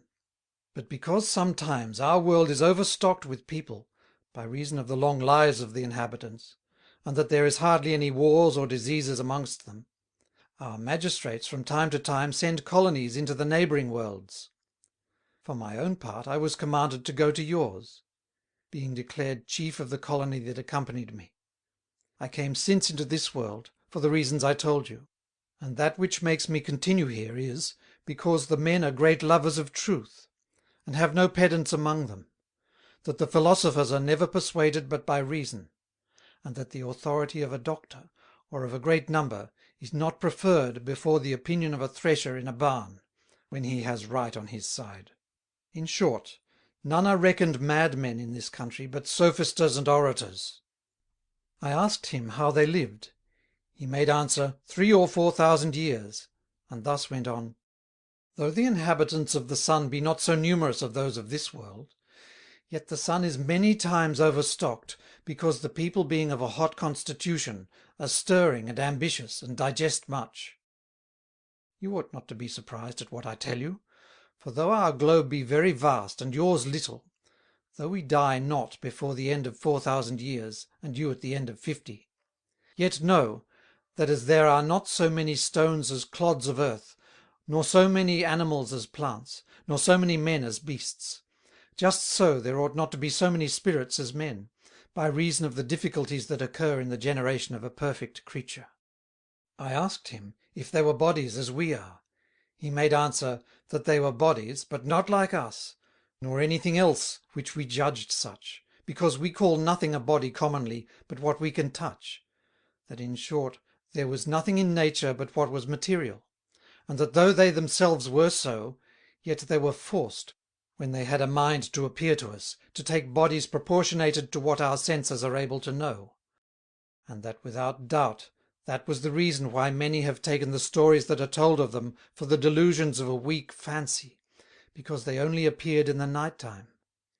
He told me withal, that seeing they were necessitated to piece together the bodies they were to make use of, in great haste, many times they had not leisure enough to render them the objects of more senses than one at a time, sometimes of the hearing, as the voices of oracles, sometimes of the sight, as the fires and visions, sometimes of the feeling, as the incubuses, and that these bodies being but air condensed in such or such a manner, the light dispersed them by its heat in the same manner as it scatters a mist. So many fine things as he told me gave me the curiosity to question him about his birth and death. If in the country of the sun the individual was procreated by the ways of generation, and if it died by the dissolution of its constitution, or the discomposure of its organs. Your senses, replied he, bear but too little proportion to the explication of these mysteries. Ye gentlemen imagine that whatsoever you cannot comprehend is spiritual, or that it is not at all. But that consequence is absurd, and it is an argument that there are 1,000,000 of things, perhaps, in the universe, that would require 1,000,000 of different organs in you to understand them. For instance, I by my senses know the cause of the sympathy that is betwixt the lodestone and the pole, of the ebbing and flowing of the sea, and what becomes of the animal after death. You cannot reach these high conceptions but by faith, because they are secrets above the power of your intellects. No more than a blind man can judge of the beauties of a landscape, the colours of a picture, or the streaks of a rainbow. Or at best he will fancy them to be somewhat palpable, to be like eating, a sound, or a pleasant smell. Even so, should I attempt to explain to you what I perceive by the senses which you want, you would represent it to yourself as somewhat that may be heard, seen, felt, smelt, or tasted, and yet it is no such thing. He was gone on so far in his discourse, when my juggler perceived that the company began to be weary of my gibberish, that they understood not, and which they took to be an inarticulated grunting. He therefore fell to pulling my rope afresh to make me leap and skip, till the spectators, having had their bellyfuls of laughing, affirmed that I had almost as much wit as the beasts of their country, and so broke up. Chapter 8. Of the languages of the people in the moon, of the manner of feeding there and paying the scot, and of how the author was taken to court. Thus all the comfort I had during the misery of my hard usage were the visits of this officious spirit, for you may judge what conversation I could have with these that came to see me, since besides that they only took me for an animal, in the highest class of the category of brutes, I neither understood their language nor they mine. For you must know that there are but two idioms in use in that country, one for the grandees, and another for the people in general. That of the great ones is no more but various inarticulate tones, much like to our music when the words are not added to the air, and in reality it is an invention both very useful and pleasant. For when they are weary of talking, or disdain to prostitute their throats to that office, they take either a lute or some other instrument, whereby they communicate their thoughts as well as by their tongue. So that sometimes 15 or 20 in a company will handle a point of divinity, or discuss the difficulties of a lawsuit, in the most harmonious consort that ever tickled the ear. The second, which is used by the vulgar, is performed by a shivering of the members, but not perhaps as you may imagine. For some parts of the body signify an entire discourse. For example, the agitation of a finger, a hand, an ear, a lip, an arm, an eye, a cheek. Every one severally will make up an oration, or a period with all the parts of it. Others serve only instead of words, as the knitting of the brows, the several quiverings of the muscles, the turning of the hands, the stamping of the feet, the contortion of the arm, so that when they speak, as their custom is, stark naked, their members being used to gesticulate their conceptions, move so quick that one would not think it to be a man that spoke, but a body that trembled. Every day, almost, the spirit came to see me, and his rare conversation made me patiently bear with the rigour of my captivity. At length one morning I saw a man enter my cabin, whom I knew not, who having a long while licked me gently, took me in his teeth by the shoulder, and with one of his paws, wherewith he held me up for fear I might hurt myself, threw me upon his back, where I found myself so softly seated, and so much at my ease, that, though being afflicted to be used like a beast, I had not the least desire of making my escape. And besides, these men that go upon all four are much swifter than we, seeing the heaviest of them make nothing of running down a stag. In the meantime I was extremely troubled that I had no news of my courteous spirit. And the first night we came to our inn, as I was walking in the court, expecting till supper should be ready, a pretty handsome young man came smiling in my face, and cast his 2 forelegs about my neck. After I had a little considered him, "How," said he in French, "do you not know your friend then?" I leave you to judge in what case I was at that time. Really my surprise was so great, that I began to imagine that all the globe of the moon, all that had befallen me, and all that I had seen, had only been enchantment. And that beast man, who was the same that had carried me all day, continued to speak to me in this manner: "You promised me that the good offices I did you should never be forgotten, and yet it seems you have never seen me before." But perceiving me still in amaze, "In fine," said he, "I am that same demon of Socrates, who diverted you during your imprisonment, and who, that I may still oblige you, took to myself a body, on which I carried you today." "But," said I, interrupting him, "how can that be? Seeing that all day you were of a very long stature, and now you are very short; that all day long you had a weak and broken voice, and now you have a clear and vigorous one; that, in short, all day long you were a grey-headed old man, and are now a brisk young blade. Is it then that whereas in my country the progress is from life to death, animals here go retrograde from death to life, and by growing old become young again?" As soon as I had spoken to the prince, said he, and received orders to bring you to court. I went and found you out where you were, and have brought you hither. But the body I acted in was so tired out with the journey, that all its organs refused me their ordinary functions, so that I inquired the way to the hospital, where being come in, I found the body of a young man, just then expired by a very odd accident, but yet very common in this country. I drew near him, pretending to find motion in him still, and protesting to those who were present that he was not dead, and that what they thought to be the cause of his death was no more but a bare lethargy, so that without being perceived I put my mouth to his, by which I entered as with a breath. Then down dropped my old carcass, and as if I had been that young man, I rose and came to look for you, leaving the spectators crying a miracle. With this they came to call us to supper, and I followed my guide into a parlour richly furnished, but where I found nothing fit to be eaten. No victuals appearing, when I was ready to die of hunger, made me ask him where the cloth was laid. But I could not hear what he answered, for at that instant 3 or 4 young boys, children of the house, drew near, and with much civility stripped me to the shirt. This new ceremony so astonished me, that I durst not ask my pretty valets de chamber the cause of it. And I cannot tell how my guide, who asked me what I would begin with, could draw from me these 2 words, a potage. But hardly had I pronounced them, when I smelt the odour of the most agreeable soup that ever steamed in the rich glutton's nose. I was about to rise from my place, that I might trace that delicious scent to its source, but my carrier hindered me. "Whither are you going?" said he. "We shall fetch a walk by and by, but now it is time to eat. Make an end of your potage, and then we'll have something else." "And where the devil is the potage?" answered I, half angry. "Have you laid a wager you'll jeer me all this day?" "I thought," replied he, "that at the town we came from, you had seen your master or somebody else at meal, and that's the reason I told you not, how people feed in this country.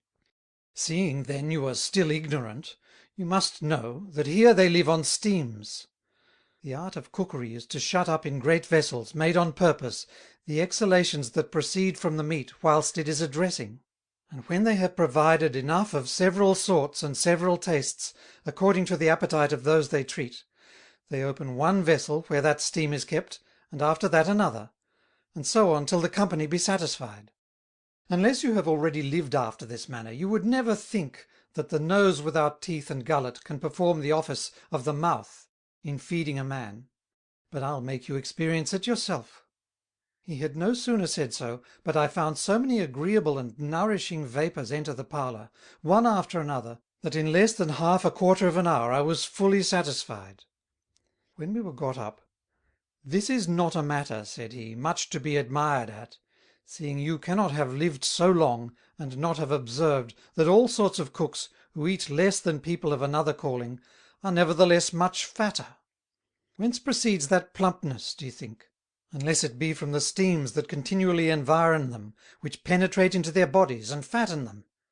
Hence it is that the people of this world enjoy a more steady and vigorous health, by reason that their food hardly engenders any excrements, which are in a manner the original of all diseases. You were perhaps surprised that before supper you were stripped, since it is a custom not practised in your country. But it is the fashion of this, and for this end used, that the animal may be the more transpirable to the fumes." "Sir," answered I, "there is a great deal of probability in what you say, and I have found somewhat of it myself by experience. But I must frankly tell you, that not being able to unbrute myself so soon, I should be glad to feel something that my teeth might fix upon." He promised I should, but not before next day.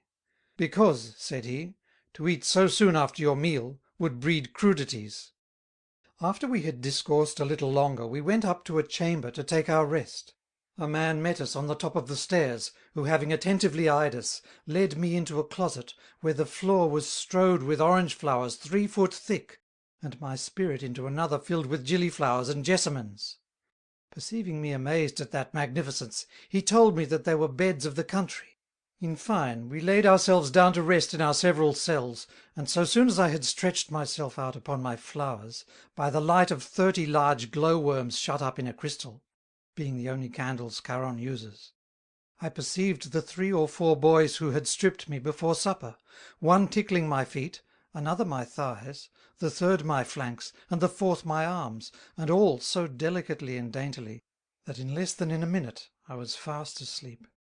Next morning, by sunrising, my spirit came into my room, and said to me, "Now I'll be as good as my word. You shall breakfast this morning more solidly than you supped last night." With that I got up, and he led me by the hand to a place at the back of the garden, where one of the children of the house stayed for us, with a piece in his hand much like to one of our firelocks. He asked my guide if I would have a dozen of larks, because baboons, one of which he took me to be, loved to feed on them. I had hardly answered yes, when the fowler discharged a shot, and 20 or 30 larks fell at our feet, ready roasted. This, thought I presently with myself, verifies the proverb in our world, of a country where larks fall ready roasted. Without doubt it has been made by somebody that came from hence. Fall to, said my spirit, don't spare, for they have a knack of mingling a certain composition with their powder and shot, which kills, plucks, roasts, and seasons the fowl all at once. I took up some of them, and ate them upon his word. And to say the truth, in all my lifetime I never ate anything so delicious. Having thus breakfasted, we prepared to be gone, and with 1,000 odd faces, which they use when they would show their love, our landlord received a paper from my spirit. I asked him if it was a note for the reckoning. He replied, no, that all was paid, and that it was a copy of verses. How, verses, said I, are your innkeepers here curious of rhyme then? It's, said he, the money of the country, and the charge we have been at here hath been computed to amount to 3 couplets or 6 verses, which I have given him. I did not fear we should outrun the constable, for though we should pamper ourselves for a whole week, we could not spend a sonnet, and I have 4 about me, besides 2 epigrams, 2 odes, and an eclogue. Would to God, said I, it was so in our world, for I know a good many honest poets there who are ready to starve, and who might live plentifully if that money would pass in payment. I farther asked him if these verses would always serve, if one transcribed them. He made answer, no, and so went on, when an author has composed any, he carries them to the mint, where the sworn poets of the kingdom sit in court. There these versifying officers essay the pieces, and if they be judged sterling, they are rated not according to their coin, that's to say, that a sonnet is not always as good as a sonnet, but according to the intrinsic value of the piece, so that if any one starve, he must be a blockhead, for men of wit make always good cheer. With ecstasy I was admiring the judicious policy of that country, when he proceeded in this manner. There are others who keep public house after a far different manner. When one is about to be gone, they demand, proportionably to the charges, an acquittance for the other world. And when that is given them, they write down in a great register, which they call Doomsday's book, much after this manner. Item, the value of so many verses, delivered such a day, to such a person, which he is to pay upon the receipt of this acquittance, out of his readiest cash. And when they find themselves in danger of death, they cause these registers to be chopped in pieces, and swallow them down, because they believe that if they were not thus digested, they would be good for nothing. This conversation was no hindrance to our journey, for my 4-legged porter jogged on under me, and I rid straddling on his back. I shall not be particular in relating to you all the adventures that happened to us on our way, till we arrived at length at the town where the king holds his residence. Chapter 9. Of the little Spaniard whom he met there, and of his quaint wit, of vacuum, specific weights, and sundry other philosophical matters. I was no sooner come, but they carried me to the palace, where the grandees received me with more moderation than the people had done as I passed the streets, but both great and small concluded that without doubt I was the female of the Queen's little animal. My guide was my interpreter, and yet he himself understood not the riddle, and knew not what to make of that little animal of the Queen's. But we were soon satisfied as to that, for the king, having some time considered me, ordered it to be brought, and about half an hour after I saw a company of apes, wearing ruffs and breeches, come in, and amongst them a little man, almost of my own build, for he went on 2 legs. So soon as he perceived me, he accosted me with a criado de vuestra merced.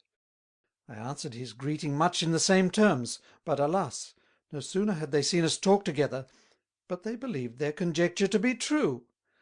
And so indeed it seemed, for he of all the bystanders, that passed the most favourable judgment upon us, protested that our conversation was a chattering we kept for joy at our meeting again. That little man told me that he was an European, a native of old Castile, that he had found a means by the help of birds to mount up to the world of the moon, where then we were; that falling into the Queen's hands, she had taken him for a monkey, because fate would have it so, that in that country they clothe apes in a Spanish dress; and that upon his arrival, being found in that habit, she had made no doubt but he was of the same kind. It could not otherwise be, replied I, but having tried all fashions of apparel upon them, none were found so ridiculous, and by consequence more becoming a kind of animals which are only entertained for pleasure and diversion. That shows you little understand the dignity of our nation, answered he, for whom the universe breeds men only to be our slaves, and nature produces nothing but objects of mirth and laughter. He then entreated me to tell him how I durst be so bold as to scale the moon with the machine I told him of. I answered, that it was because he had carried away the birds, which I intended to have made use of. He smiled at this raillery, and about a quarter of an hour after, the king commanded the keeper of the monkeys to carry us back. The king's pleasure was punctually obeyed, at which I was very glad, for the satisfaction I had of having a mate to converse with during the solitude of my brutification. One day my male, for I was taken for the female, told me, that the true reason which had obliged him to travel all over the earth, and at length to abandon it for the moon, was that he could not find so much as one country where even imagination was at liberty. Look ye, said he, how the wittiest thing you can say, unless you wear a cornered cap, if it thwart the principles of the doctors of the robe, you are an idiot, a fool, and something worse perhaps. I was about to have been put into the Inquisition at home for maintaining to the pedant's teeth that there was a vacuum, and that I knew no one matter in the world more ponderous than another. I asked him what probable arguments he had to confirm so new an opinion. To evince that, answered he, you must suppose that there is but one element, for though we see water, earth, air, and fire distinct, yet are they never found to be so perfectly pure, but that there still remains some mixture. For example, when you behold fire, it is not fire but air much extended. The air is but water much dilated. Water is but liquefied earth, and the earth itself but condensed water. And thus if you weigh matter seriously, you'll find it is but one, which like an excellent comedian here below acts all parts, in all sorts of dresses. Otherwise we must admit as many elements as there are kinds of bodies. And if you ask me why fire burns, and water cools, since it is but one and the same matter, I answer, that that matter acts by sympathy, according to the disposition it is in at the time when it acts. Fire, which is nothing but earth also, more dilated than is fit for the constitution of air, strives to change into itself, by sympathy, whatever it meets with. Thus the heat of coals, being the most subtle fire, and most proper to penetrate a body, at first slides through the pores of our skin, and because it is a new matter that fills us, it makes us exhale in sweat. That sweat dilated by the fire is converted to a steam, and becomes air, that air being further rarefied by the heat of the antiperistasis, or of the neighbouring stars, is called fire, and the earth, abandoned by the cold and humidity which were ligaments to the whole, falls to the ground.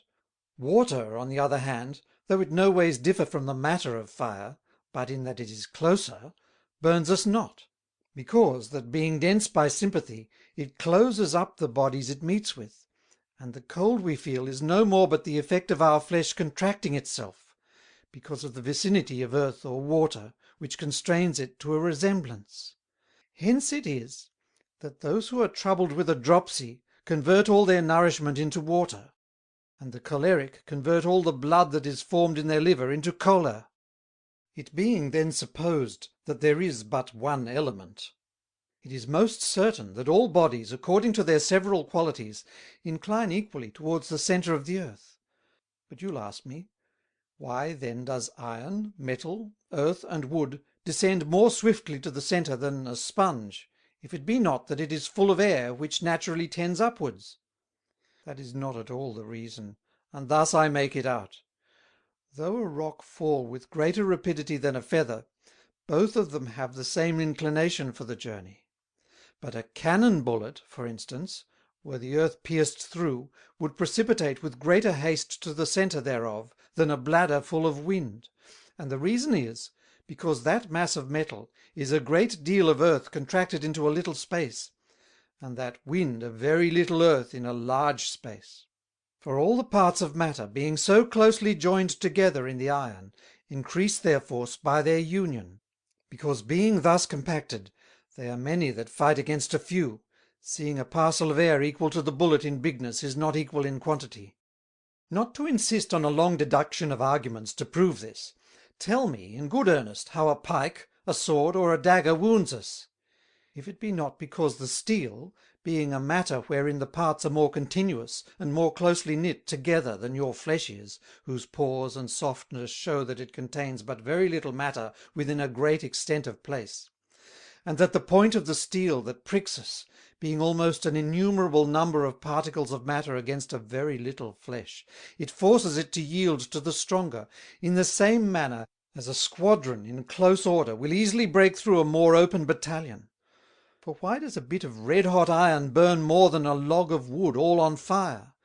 Unless it be that in the iron there is more fire in a small space, seeing it adheres to all the parts of the metal, than in the wood, which being very spongy by consequence contains a great deal of vacuity, and that vacuity, being but a privation of being, cannot receive the form of fire. But you'll object, you suppose a vacuum, as if you had proved it, and that's begging of the question. Well, then I'll prove it, and though that difficulty be the sister of the Gordian knot, yet my arms are strong enough to become its Alexander. Let that vulgar beast then, who does not think itself a man, had it not been told so, answer me if it can. Suppose now there be but one matter, as I think I have sufficiently proved, whence comes it, that according to its appetite it enlarges or contracts itself? Whence is it that a piece of earth by being condensed becomes a stone? Is it that the parts of that stone are placed one with another, in such a manner that wherever that grain of sand is settled, even there, or in the same point, another grain of sand is lodged? That cannot be, no, not according to their own principles, seeing there is no penetration of bodies. But that matter must have crowded together, and, if you will, abridged itself, so that it hath filled some place which was empty before. To say that it is incomprehensible, that there should be a nothing in the world, that we are in part made up of nothing. Why not, pray? Is not the whole world wrapped up in nothing? Since you yield me this point, then confess ingeniously, that it's as rational that the world should have a nothing within it, as nothing about it. I well perceive you'll put the question to me, why water compressed in a vessel by the frost should break it, if it be not to hinder a vacuity. But I answer, that only happens because the air overhead, which as well as earth and water tends to the center, meeting with an empty tun by the way, takes tip his lodging there. If it find the pores of that vessel, that's to say, the ways that lead to that void place, too narrow, too long, and too crooked, with impatience it breaks through and arrives at its tun. But not to trifle away time, in answering all their objections, I dare be bold to say, that if there were no vacuity, there could be no motion, or else a penetration of bodies must be admitted. For it would be a little too ridiculous to think, that when a gnat pushes back a parcel of air with its wings, that parcel drives another before it, that other another still, and that so the stirring of the little toe of a flea should raise a bunch upon the back of the universe.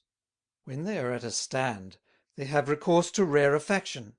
But, in good earnest, how can it be, when a body is rarefied, that one particle of the mass does recede from another particle, without leaving an empty space betwixt them? Must not the two bodies, which are just separated, have been at the same time in the same place of this? And that so, they must have all three penetrated each other. I expect you'll ask me, why through a reed, a syringe, or a pump, water is forced to ascend contrary to its inclination? To which I answer, that that's by violence, and that it is not the fear of a vacuity that turns it out of the right way, but that being linked to the air by an imperceptible chain, it rises when the air, to which it is joined, is rarefied. That's no such knotty difficulty, when one knows the perfect circle, and the delicate concatenation of the elements. For if you attentively consider the slime which joins the earth and water together in marriage, you'll find that it is neither earth nor water, but the mediator betwixt these two enemies. In the same manner the water and air reciprocally send a mist, that dives into the humours of both, to negotiate a peace betwixt them. And the air is reconciled to the fire by means of an interposing exhalation, which unites them. I believe he would have proceeded in his discourse, had they not brought us our victuals, and seeing we were hungry, I stopped my ears to his discourse, and opened my stomach to the food they gave us. I remember another time, when we were upon our philosophy, for neither of us took pleasure to discourse of mean things, I am vexed, said he, to see a wit of your stamp infected with the errors of the vulgar. You must know then, in spite of the pedantry of Aristotle with which your schools in France still ring, that every thing is in every thing. That's to say, for instance, that in the water there is fire, in the fire water, in the air earth, and in the earth air. Though that opinion makes scholars open their eyes as big as saucers, yet it is easier to prove it than persuade it. For I ask them, in the first place, if water does not breed filth? If they deny it, let them dig a pit, fill it with mere element, and to prevent all blind objections, let them, if they please, strain it through a strainer, and I'll oblige myself, in case they find no filth therein within a certain time, to drink up all the water they have poured into it. But if they find filth, as I make no doubt on't, it is a convincing argument that there is both salt and fire there. Consequentially now, to find water in fire, I take it to be no difficult task. For let them choose fire, even that which is most abstracted from matter, as comets are, there is a great deal in them still, seeing if that unctuous humour whereof they are engendered, being reduced to a sulphur by the heat of the antiperistasis which kindles them, did not find a curb of its violence in the humid cold that qualifies and resists it, it would spend itself in a trice like lightning. Now, that there is air in the earth, they will not deny it, or otherwise they have never heard of the terrible earthquakes that have so often shaken the mountains of Sicily. Besides, the earth is full of pores, even to the least grains of sand that compose it.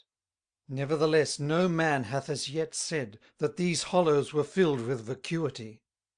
It will not be taken amiss then, I hope, if the air takes up its quarters there.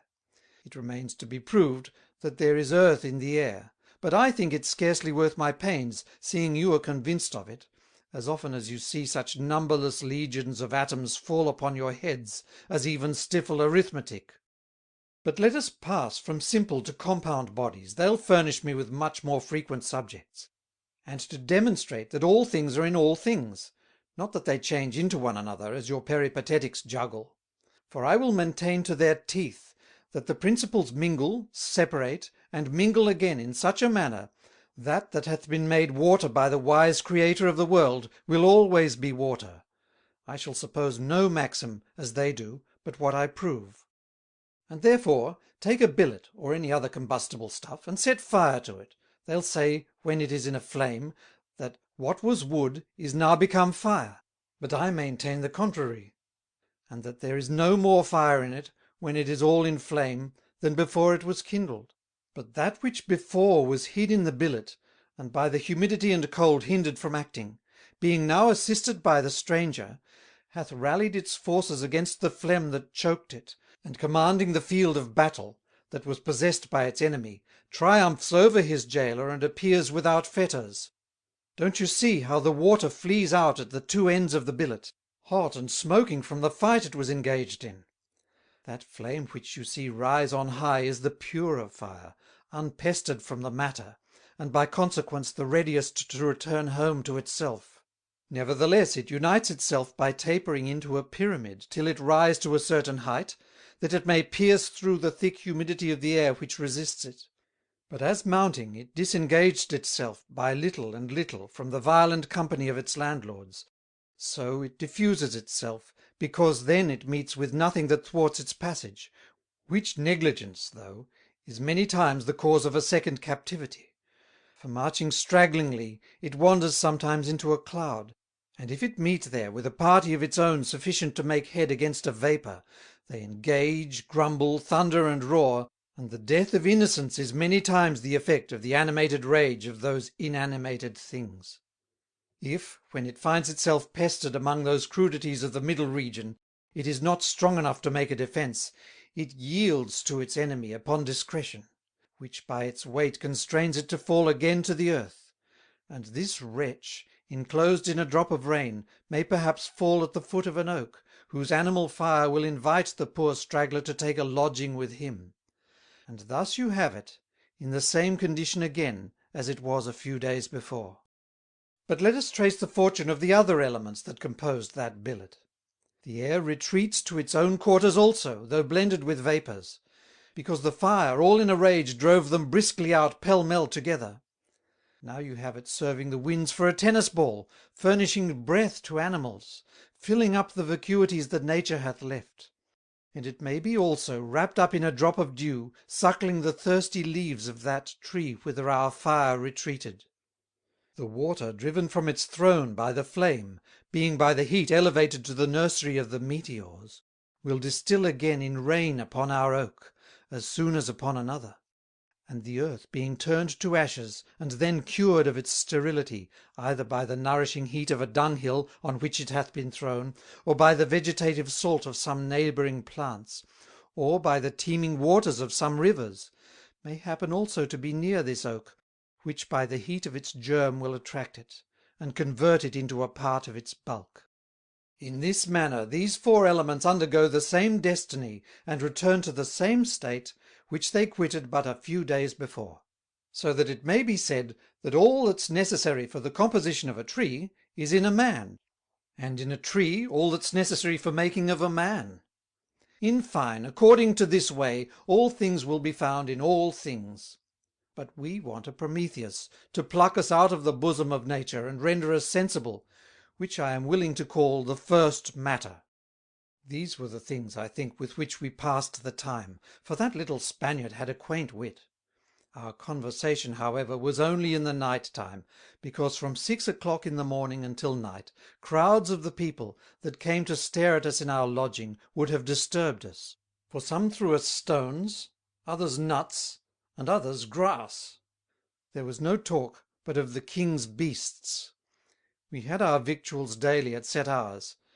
I cannot tell whether it was that I minded their gestures and tones more than my mail did, but I learned, sooner than he, to understand their language, and to smatter a little of it, which made us to be looked upon in another guess manner than formerly.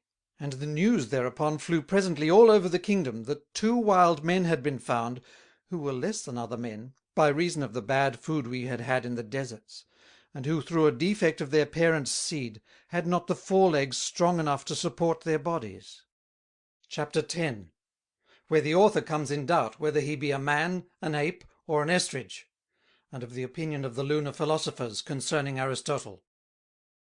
This belief would have taken rooting by being spread, had it not been for the learned men of the country who opposed it, saying that it was horrid impiety to believe not only beasts but monsters to be of their kind. It would be far more probable, added the calmer sort, that our domestic beasts should participate of the privilege of humanity, and by consequence of immortality, as being bred in our country, than a monstrous beast that talks of being born I know not where, in the moon. And then observe the difference betwixt us and them. We walk upon 4 feet, because God would not trust so precious a thing upon weaker supporters, and he was afraid lest marching otherwise some mischance might befall man. And therefore he took the pains to rest him upon 4 pillars, that he might not fall, but disdaining to have a hand in the fabric of these 2 brutes, he left them to the caprice of nature, who, not concerning herself with the loss of so small a matter, supported them only by 2 feet. Birds themselves, said they, have not had so hard measure as they. For they have got feathers at least, to supply the weakness of their legs, and to cast themselves in the air when we pursue them, whereas nature, depriving these monsters of 2 legs, hath disabled them from scaping our justice. Besides, consider a little how they have the head raised toward heaven. It is because God would punish them with scarcity of all things, that he hath so placed them. For that supplicant posture shows that they complain to heaven of him that created them, and that they beg permission to make their best of our leavings. But we, on the contrary, have the head bending downwards, to behold the blessings whereof we are the masters, and as if there were nothing in heaven that our happy condition needed envy. I heard such discourses or the like daily at my lodge, and at length they so curbed the minds of the people as to that point, that it was decreed, that at best I should only pass for a parrot without feathers. For they confirmed those who were already persuaded, in that I had but 2 legs no more than a bird, which was the cause that I was put into a cage by express orders from the Privy Council. There the Queen's bird keeper taking the pains daily to teach me to whistle, as they do stares or singing birds here, I was really happy in that I wanted not food. In the meanwhile, with the sonnets the spectators stunned me with, I learnt to speak as they did, so that when I was got to be so much master of the idiom as to express most of my thoughts, I told them the finest of my conceits. The quaintness of my sayings was already the entertainment of all societies, and my wit was so much esteemed that the council was obliged to publish an edict, forbidding all people to believe that I was endowed with reason, with express commands to all persons, of what quality or condition soever, not to imagine but that whatever I did, though never so wittily, proceeded only from instinct.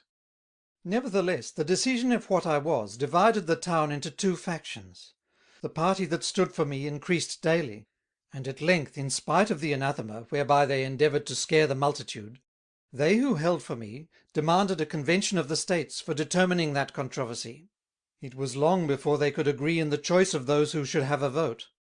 But the arbitrators pacified the heat by making the number of both parties equal, who ordered that I should be brought unto the assembly as I was.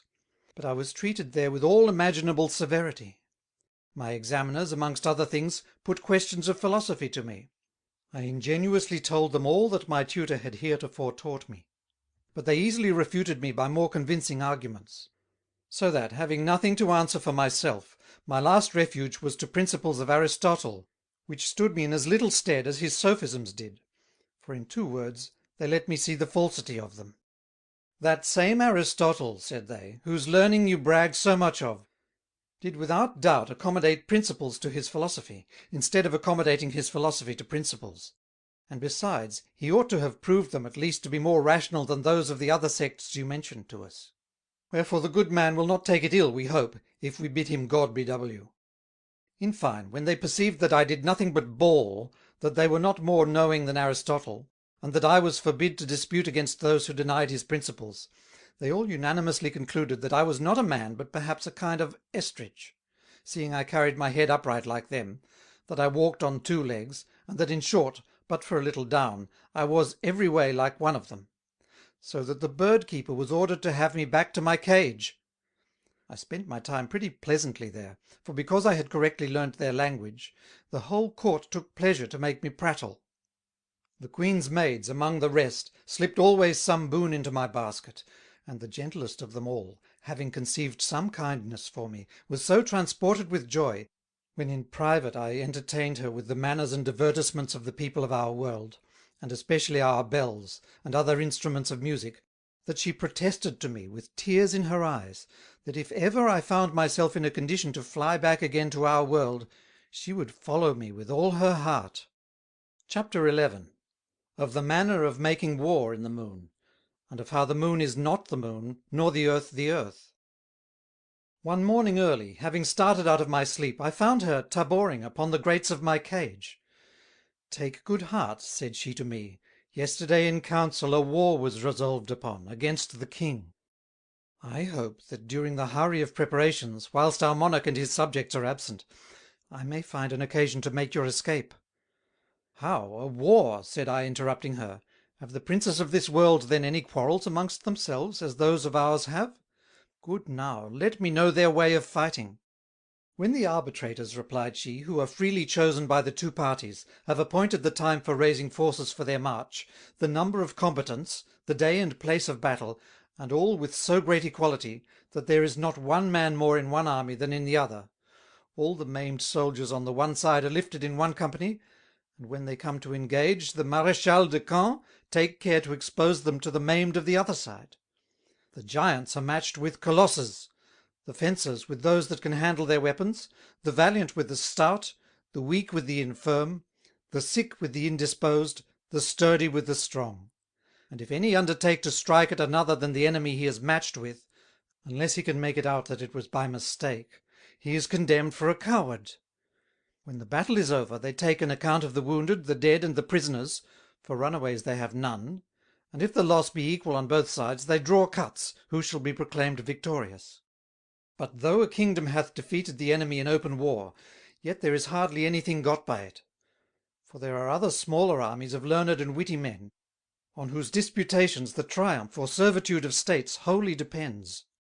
One learned man grapples with another, one wit with another, and one judicious man with another judicious man. Now the triumph which a state gains in this manner is reckoned as good as 3 victories by open force. After the proclamation of victory, the assembly is broken up, and the victorious people either choose the enemy's king to be theirs, or confirm their own.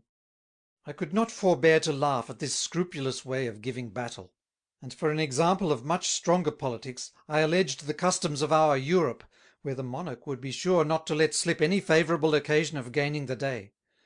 But mind what she said as to that.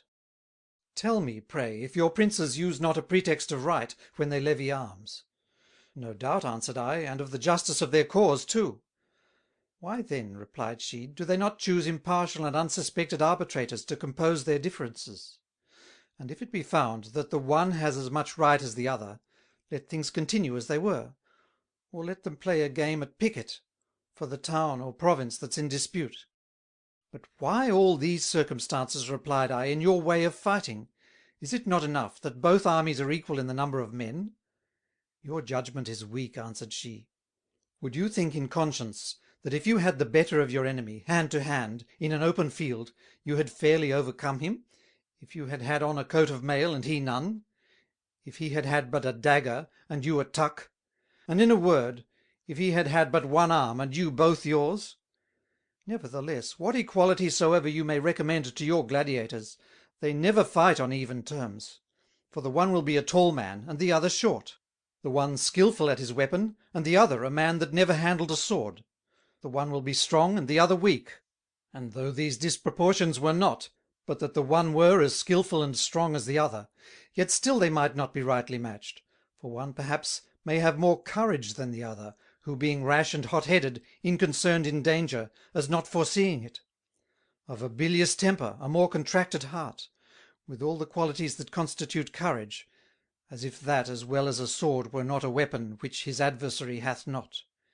He makes nothing of falling desperately upon, terrifying and killing this poor man, who foresees the danger, who has his heat choked in phlegm, and a heart too wide to close in the spirits in such a posture as is necessary for thawing that ice which is called cowardice. And now you praise that man for having killed his enemy at odds, and praising him for his boldness, you praise him for a sin against nature, seeing such boldness tends to its destruction. And this puts me in mind to tell ye, that some years ago application was made to the Council of War for a more circumspect and conscientious rule to be made as to the way of fighting. The philosopher who gave the advice, if I mistake it not, spake in this manner: You imagine, gentlemen, that you have very equally balanced the advantages of 2 enemies, when you have chosen both tall men, both skillful, and both courageous. But that's not enough, seeing after all the conqueror must have the better on't, either through his skill, strength, or good fortune. If it be by skill, without doubt he hath taken his adversary on the blind side, which he did not expect, or struck him sooner than was likely, or feigning to make his pass on one side, he hath attacked him on the other. Nevertheless, all this is cunning, cheating, and treachery, and none of these make a brave man. If he hath triumphed by force, would you judge his enemy overcome, because he hath been overpowered? No.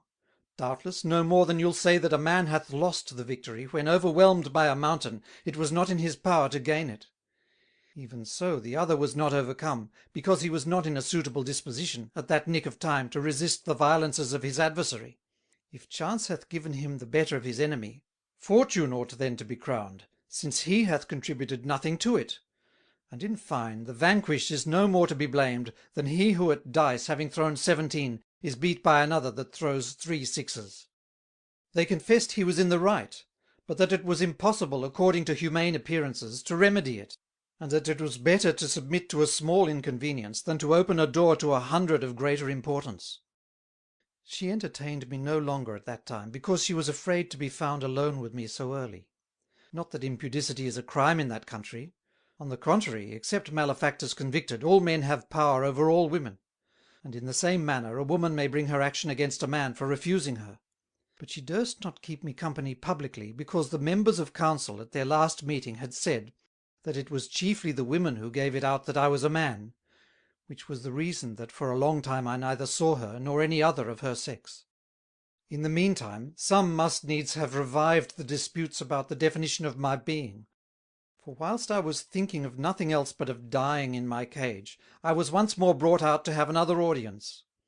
I was then questioned in presence of a great many courtiers upon some points of natural philosophy, and as I take it, my answers gave some kind of satisfaction, for the President declared to me at large his thoughts concerning the structure of the world. They seemed to me very ingenious, and had he not traced it to its original, which he maintained to be eternal, I should have thought his philosophy more rational than our own. But as soon as I heard him maintain a foppery so contrary to our faith, I broke with him, at which he did but laugh, and that obliged me to tell him, that since they were thereabouts with it, I began again to think that their world was but a moon. But then all cried, "Don't you see here earth, rivers, seas? What's all that then?" "No matter," said I, "Aristotle assures us it is but a moon. And if you had said the contrary in the schools, where I have been bred, you would have been hissed at." At this they all burst out in laughter. You need not ask, if it was their ignorance that made them do so, for in the meantime I was carried back to my cage.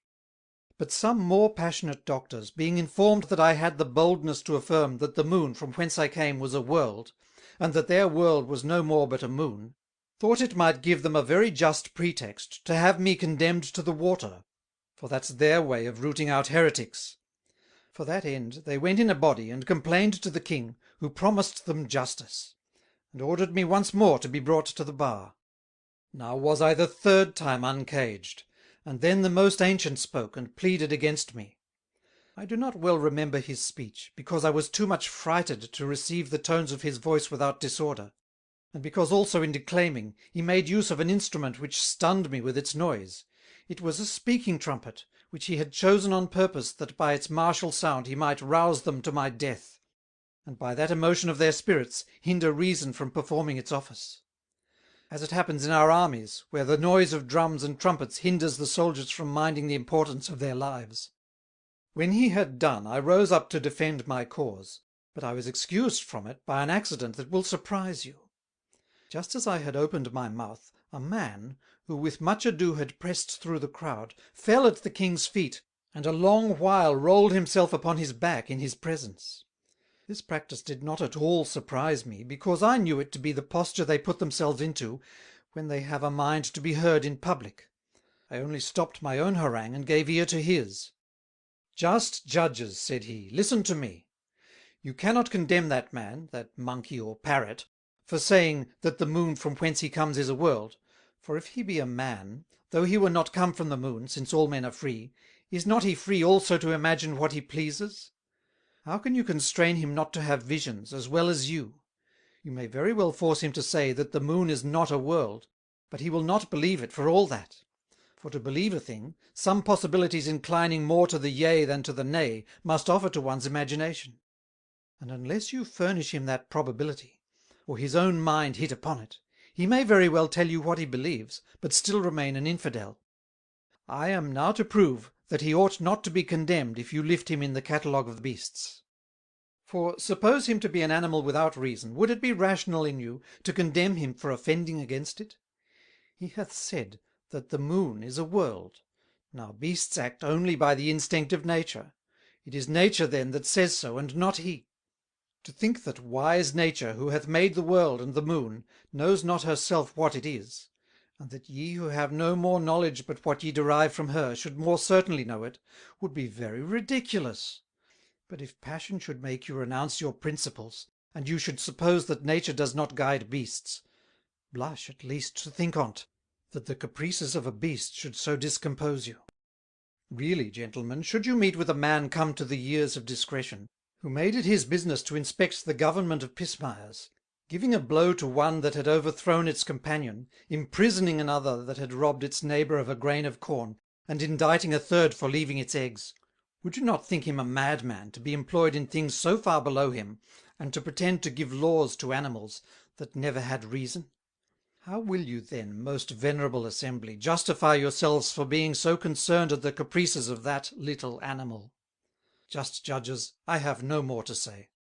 When he had made an end, all the hall rung again with a kind of musical applause, and after all the opinions had been canvassed, during the space of a large quarter of an hour, the king gave sentence, that for the future I should be reputed to be a man, accordingly set at liberty, and that the punishment of being drowned should be converted into a public disgrace, the most honourable way of satisfying the law in that country, whereby I should be obliged to retract openly what I had maintained in saying, that the moon was a world, because of the scandal that the novelty of that opinion might give to weak brethren.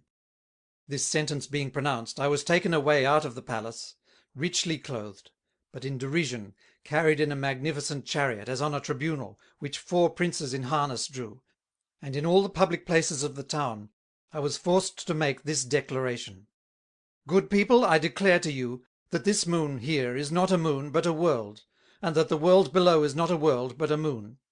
This the council thinks fit you should believe. Chapter 12. Of a philosophical entertainment. After I had proclaimed this, in the 5 great places of the town, my advocate came and reached me his hand to help me down. I was in great amaze, when after I had eyed him, I found him to be my spirit. We were an hour in embracing one another. Come, lodge with me, said he, for if you return to court after a public disgrace, you will not be well looked upon. Nay, more, I must tell you, that you would have been still amongst the apes yonder, as well as the Spaniard your companion, if I had not in all companies published the vigour and force of your wit, and gained from your enemies the protection of the great men in your favours. I ceased not to thank him all the way, till we came to his lodgings. There he entertained me till supper time with all the engines he had set a work to prevail with my enemies, notwithstanding the most specious pretexts they had used for riding the mobile, to desist from so unjust a prosecution. But as they came to acquaint us that supper was upon the table, he told me that to bear me company that evening he had invited 2 professors of the university of the town to sup with him. I'll make them, said he, fall upon the philosophy which they teach in this world, and by that means you shall see my landlord's son. He's as witty a youth as ever I met with. He would prove another Socrates, if he could use his parts aright, and not bury in vice the graces wherewith God continually visits him, by affecting a libertinism, as he does, out of a chimerical ostentation and affectation of the name of a wit. I have taken lodgings here, that I may lay hold on all opportunities of instructing him. He said no more, that he might give me the liberty to speak, if I had a mind to it, and then made a sign, that they should strip me of my disgraceful ornaments, in which I still glistered. The 2 professors, whom we expected, entered just as I was undressed, and we went to sit down to table, where the cloth was laid, and where we found the youth he had mentioned to me, fallen to already. They made him a low reverence, and treated him with as much respect as a slave does his lord. I asked my spirit the reason of that, who made me answer, that it was because of his age, seeing in that world the aged rendered all kind of respect and difference to the young, and, which is far more, that the parents obeyed their children, so soon as by the judgment of the Senate of Philosophers they had attained to the years of discretion. You are amazed, continued he, at a custom so contrary to that of your country, but it is not all repugnant to reason.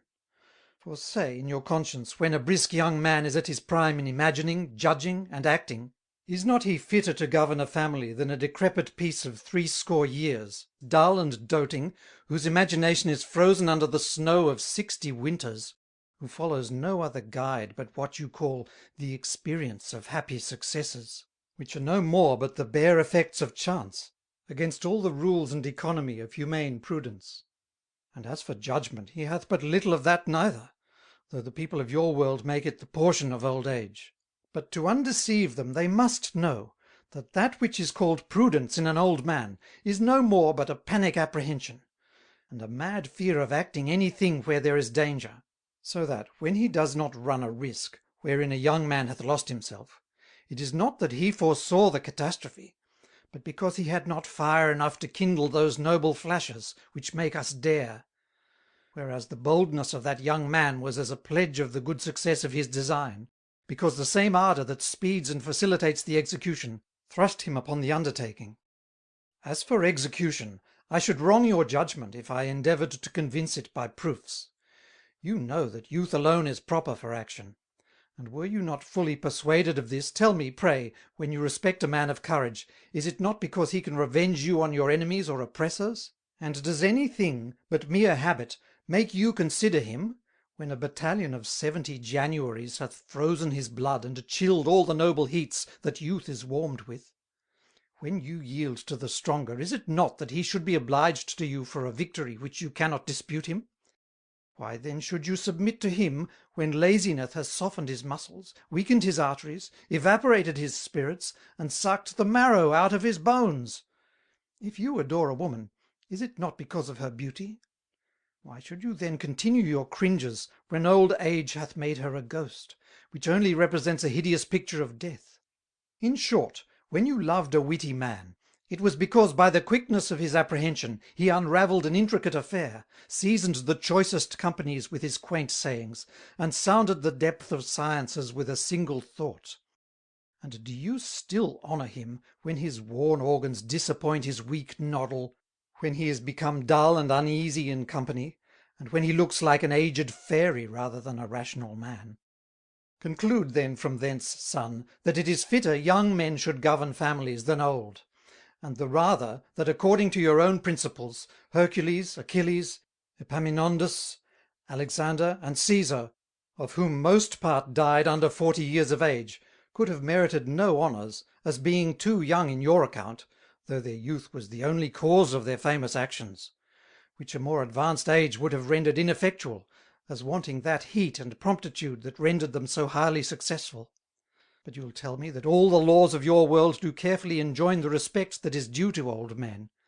That's true, but it is as true also that all who made laws have been old men, who feared that young men might justly have dispossessed them of the authority they had usurped.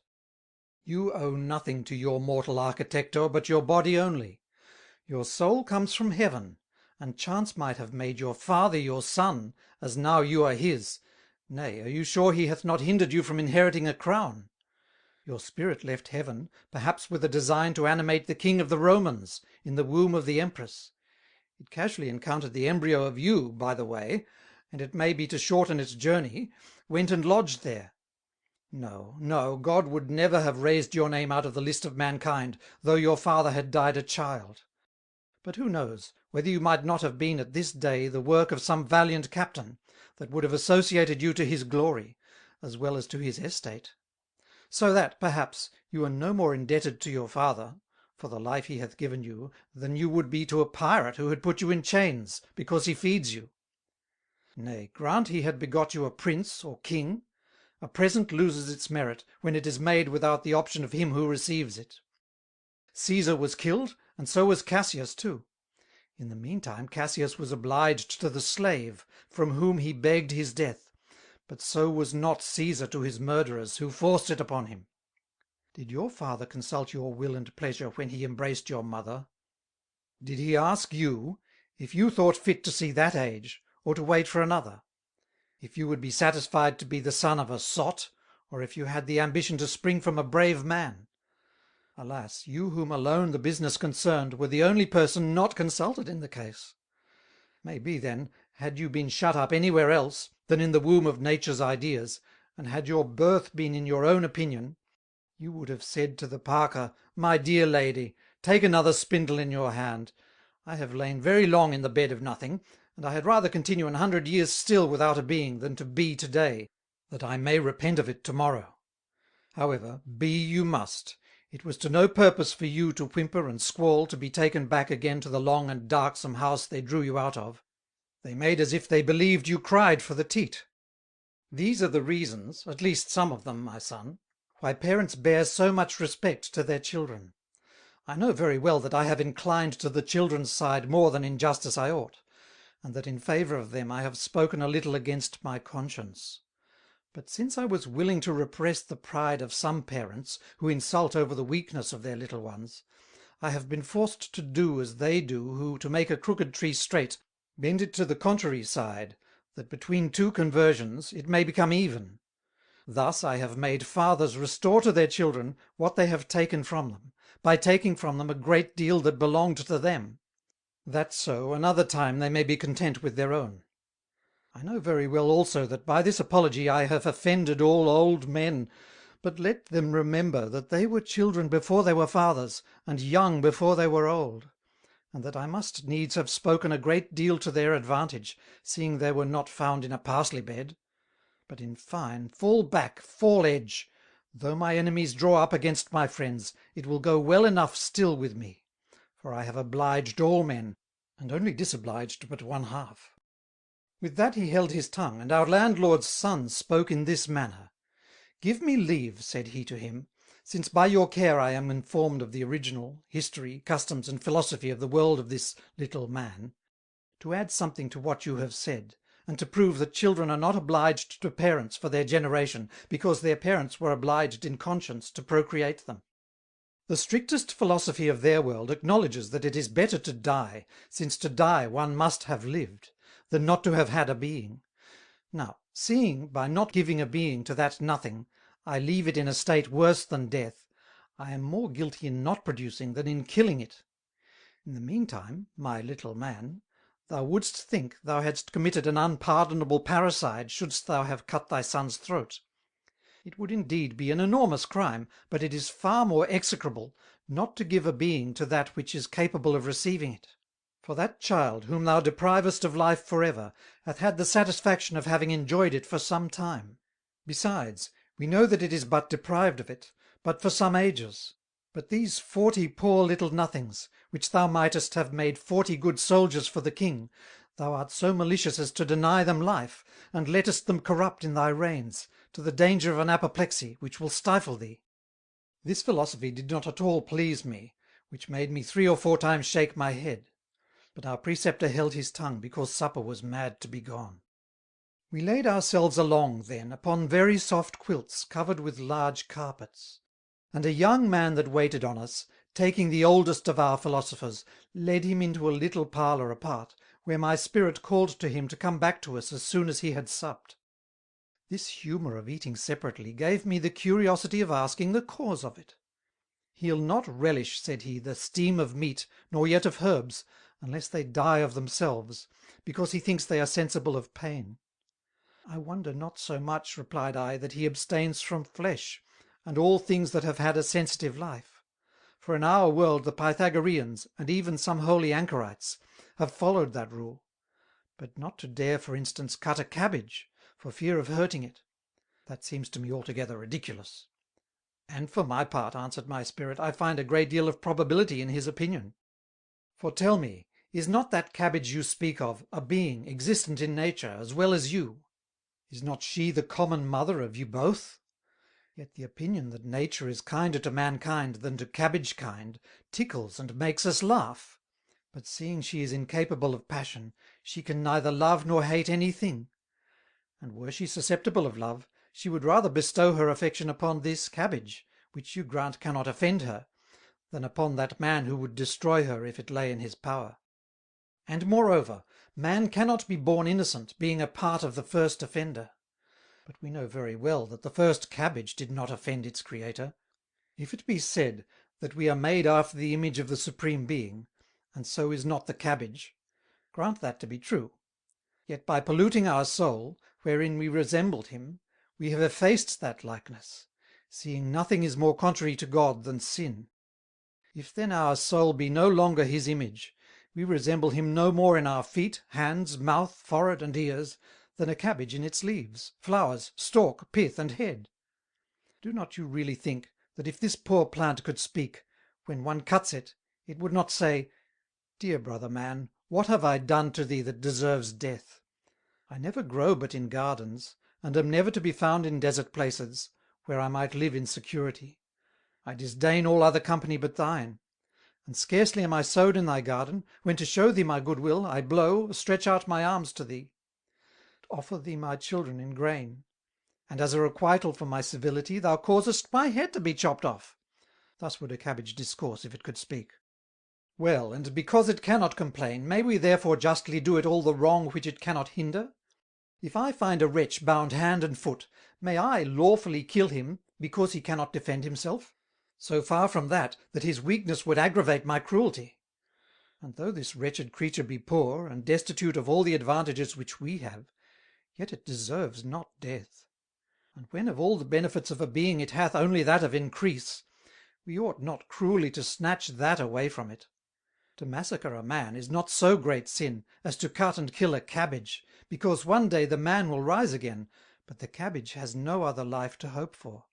By putting to death a cabbage you annihilate it, but in killing a man you make him only change his habitations. Nay, I'll go farther with you still. Since God doth equally cherish all his works, and hath equally divided the benefits betwixt us and plants, it is but just we should have an equal esteem for them as for ourselves. It is true we were born first, but in the family of God there is no birthright. If then the cabbage share not with us in the inheritance of immortality, without doubt that want was made up by some other advantage, that may make amends for the shortness of its being, maybe by an universal intellect, or a perfect knowledge of all things in their causes. And it's for that reason that the wise mover of all things hath not shaped for it organs like ours, which are proper only for a simple reasoning, not only weak, but many times fallacious too; but others more ingeniously framed, stronger, and more numerous, which serve to manage its speculative exercises. You'll ask me, perhaps, whenever any cabbage imparted those lofty conceptions to us.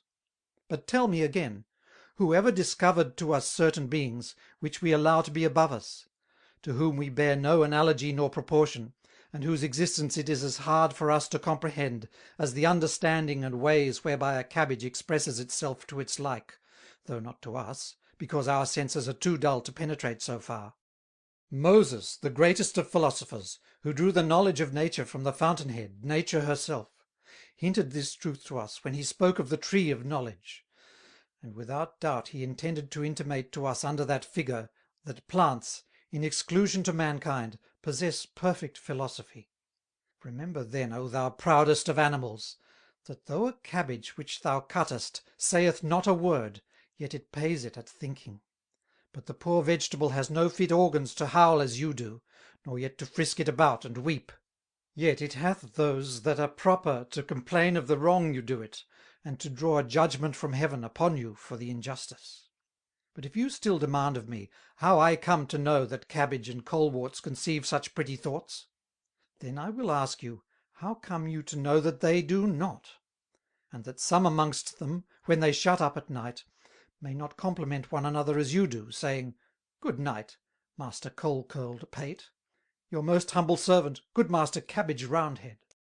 So far was he gone on in his discourse, when the young lad, who had led out our philosopher, led him in again. What, supped already? cried my spirit to him. He answered, Yes, almost, the physiognomist having permitted him to take a little more with us. Our young landlord stayed not till I should ask him the meaning of that mystery. I perceive, said he, you wonder at this way of living. Know then, that in your world the government of health is too much neglected, and that our method is not to be despised. In all houses there is a physiognomist entertained by the public, who in some manner resembles your physicians, save that he only prescribes to the healthful, and judges of the different manners how we are to be treated only according to the proportion, figure, and symmetry of our members, by the features of the face, the complexion, the softness of the skin, the agility of the body, the sound of the voice, and the colour, strength, and hardness of the hair. Did not you just now mind a man of a pretty low stature who eyed you? He was the physiognomist of the house. Assure yourself that according as he observed your constitution, he hath diversified the exhalation of your supper. Mark the quilt on which you lie, how distant it is from our couches. Without doubt he judges your constitution to be far different from ours, since he feared that the odour which evaporates from those little pipkins that stand under our noses might reach you, or that yours might steam to us. At night you'll see him choose the flowers for your bed, with the same circumspection. Chapter 13. Of the little animals that make up our life, and likewise cause our diseases, and of the disposition of the towns in the moon.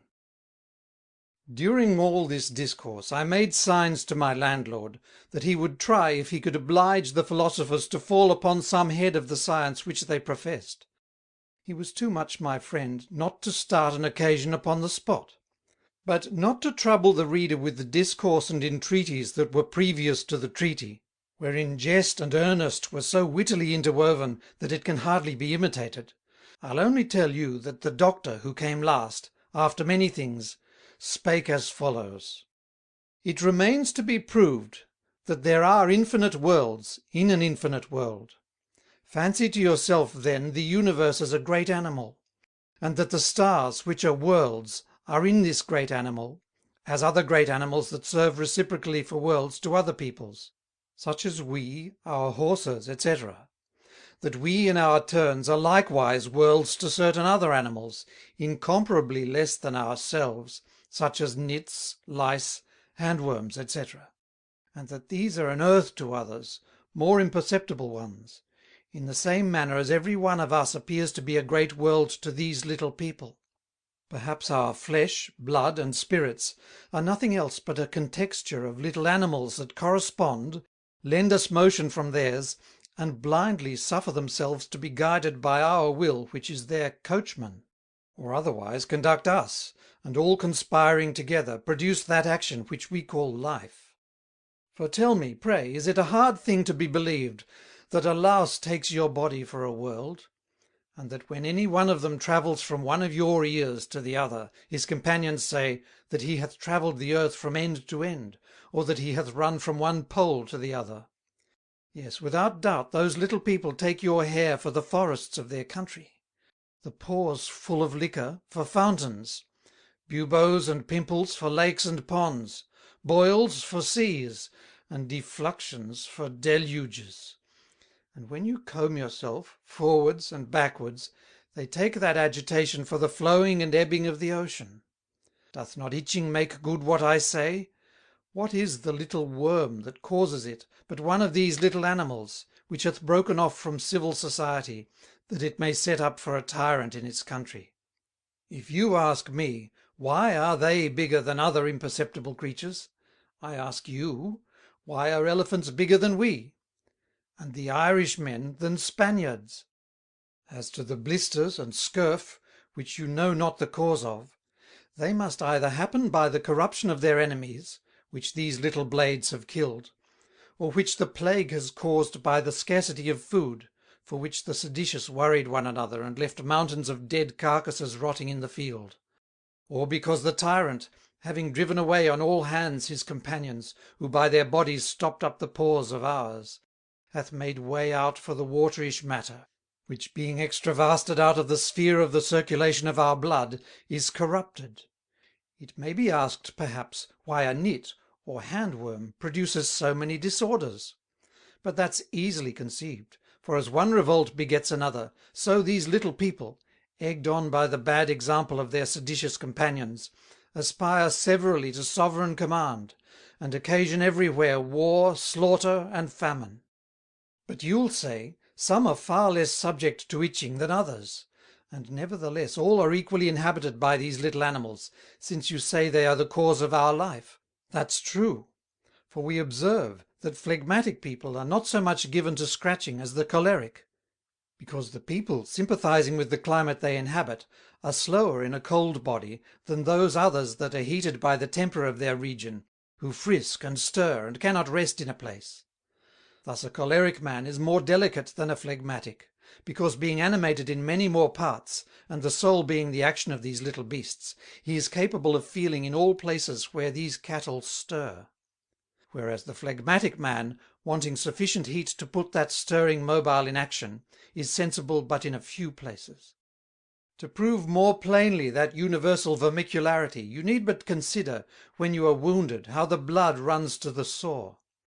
Your doctors say that it is guided by provident nature, who would succour the parts debilitated, which might make us conclude that besides the soul and mind there were a third intellectual substance that had distinct organs and functions.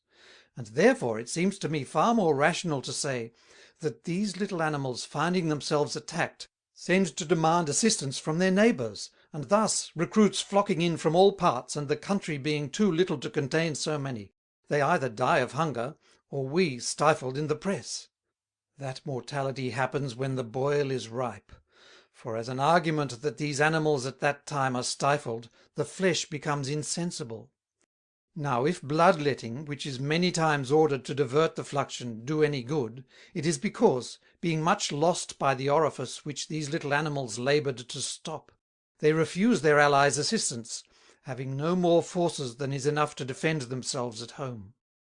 Thus he concluded, and when the second philosopher perceived by all our looks that we longed to hear him speak in his turn, "Men," said he, "seeing you are curious to instruct this little animal, our like, in somewhat of the science which we profess, I am now dictating a treatise which I wish he might see, because of the light it gives to the understanding of our natural philosophy. It is an explication of the original of the world. But seeing I am in haste to set my bellows at work, for tomorrow without delay the town departs, I hope you'll excuse my want of time, and I promise to satisfy you as soon as the town is arrived at the place whither it is to go." At these words the landlord's son called his father, to know what it was o'clock; who having answered him, that it was past 8, he asked him in a great rage, why he did not give him notice at 7, according as he had commanded him, that he knew well enough the houses were to be gone tomorrow, and that the city walls were already upon their journey. "Son," replied the good man, "since you sat down to table, there is an order published, that no house shall budge before next day." "That's all one," answered the young man. "You ought blindly to obey, not to examine my orders, and only remember what I commanded you. Quick, go fetch me your effigies." So soon as it was brought, he took hold on't by the arm, and whipped it a whole quarter of an hour. "Away, you ne'er be good," continued he. "As a punishment for your disobedience, it's my will and pleasure that this day you serve for a laughing stock to all people, and therefore I command you not to walk but upon 2 legs till night." The poor man went out in a very mournful condition, and the young man excused to us his passion. I had much ado, though I bit my lip, to forbear laughing at so pleasant a punishment, and therefore to take me off of this odd piece of pedantic discipline, which without doubt would have made me burst out at last, I prayed my philosopher to tell me what he meant by that journey of the town he talked of, and if the houses and walls travelled. "Dear stranger," answered he, "we have some ambulatory towns, and some sedentary. The ambulatory, as for instance this wherein now we are built in this manner. The architector, as you see, builds every palace of a very light sort of timber, supported by 4 wheels underneath. In the thickness of one of the walls he places 10 large pair of bellows, whose snouts pass in a horizontal line through the upper story, from one pinnacle to the other, so that when towns are to be removed from one place to another, for according to the seasons they change the air, every one spreads a great many sails upon one side of the house, before the noses of the bellows. Then, having wound up a spring to make them play, in less than 8 days' time their houses, by the continual puffs which these windy monsters blow, are driven, if one pleases, 100 leagues and more. For those which we call sedentary, they are almost like to your towers, save that they are of timber, and that they have a great and strong screw or vice in the middle, reaching from the top to the bottom, whereby they may be hoisted up or let down as people please. Now the ground underneath is dug as deep as the house is high, and it is so ordered, that so soon as the frosts begin to chill the air, they may sink their houses down under ground, where they keep themselves secure from the severity of the weather. But as soon as the gentle breathings of the spring begin to soften and qualify the air, they raise them above ground again, by means of the great screw I told you of. Chapter 14. Of the original of all things, of atoms, and of the operation of the senses. I prayed him, since he had showed so much goodness, and that the town was not to part till next day, that he would tell me somewhat of that original of the world, which he had mentioned not long before. And I promise you, said I, that in requital, so soon as I am got back to the moon, from whence my governor, pointing to my spirit, will tell you that I am come, I'll spread your renown there, by relating the rare things you shall tell me. I perceive you laugh at that promise, because you do not believe that the moon I speak of is a world, and that I am an inhabitant of it. But I can assure you also, that the people of that world, who take this only for a moon, will laugh at me when I tell you that your moon is a world, and that there are fields and inhabitants in it. He answered only with a smile, and spake in this manner: Since in ascending to the original of this great All, we are forced to run into 3 or 4 absurdities, it is but reasonable we should follow the way wherein we may be least apt to stumble. I say then, that the first obstacle that stops us short is the eternity of the world; and the minds of men, not being able enough to conceive it, and being no more able to imagine that this great universe, so lovely and so well ordered, could have made itself, they have had their recourse to creation. But like to him that would leap into a river for fear of being wet with rain, they save themselves out of the clutches of a dwarf by running into the arms of a giant. And yet they are not safe for all that. For that eternity which they deny the world, because they cannot comprehend it, they attribute it to God, as if he stood in need of that present, and as if it were easier to imagine it in the one than in the other. For tell me, pray, was it ever yet conceived in nature, how something can be made of nothing? Alas! Betwixt nothing and an atom only, there are such infinite disproportions, that the sharpest wit could never dive into them. Therefore, to get out of this inextricable labyrinth, you must admit of a matter eternal with God. But you'll say to me, grant I should allow you that eternal matter, how could that chaos dispose and order itself? That's the thing I am about to explain to you. My little animal, after you have mentally divided every little visible body into an infinite many little invisible bodies, you must imagine that the infinite universe consists only of these atoms, which are most solid, most incorruptible, and most simple, whose figures are partly cubical, partly parallelograms, partly angular, partly round, partly sharp-pointed, partly pyramidal, partly 6-cornered, and partly oval, which act all severally according to their various figures. And to show that it is so, put a very round ivory bowl upon a very smooth place, and with the least touch you give it will be 1/4 of an hour before it rest. Now I say, that if it were perfectly round, as some of the atoms I speak of are, and the surface on which it is put perfectly smooth, it would never rest. If art then be capable of inclining a body to a perpetual motion, why may we not believe that nature can do it? It's the same with the other figures, of which the square requires a perpetual rest, others an oblique motion, others a half motion, as trepidation; and the round, whose nature is to move, joining a pyramidal, makes that, perhaps, which we call fire; because not only fire is in continual agitation, but also because it easily penetrates. Besides, the fire hath different effects according to the openings and quality of the angles, when the round figure is joined. For example, the fire of pepper is another thing than the fire of sugar. The fire of sugar differs from that of cinnamon from that of the clove, and this from the fire of a faggot. Now the fire, which is the architect of the parts and whole of the universe, hath driven together and congregated into an oak the quantity of figures which are necessary for the composition of that oak. But you'll say, how could hazard congregate into one place all the figures that are necessary for the production of that oak? I answer, that it is no wonder that matter so disposed should form an oak, but the wonder should have been greater, if the matter being so disposed the oak had not been produced. Had there been a few less of some figures, it would have been an elm, a poplar, a willow, and fewer of them still, it would have been the sensitive plant, an oyster, a worm, a fly, a frog, a sparrow, an ape, a man. If 3 dice being flung upon a table, there happen a raffle of 2, or all, a 3, a 4, and a 5, or 2 sixes, and a third in the bottom, would you say, oh strange, that each die should turn up such a chance, when there were so many others?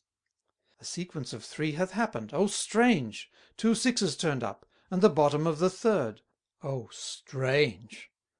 I am sure that, being a man of sense, you will never make such exclamations. For since there is but a certain quantity of numbers upon the dice, it's impossible but some of them must turn up. And you wonder, after that, how matter shuffled together pell-mell, as chance pleases, should make a man, seeing so many things were necessary for the construction of his being.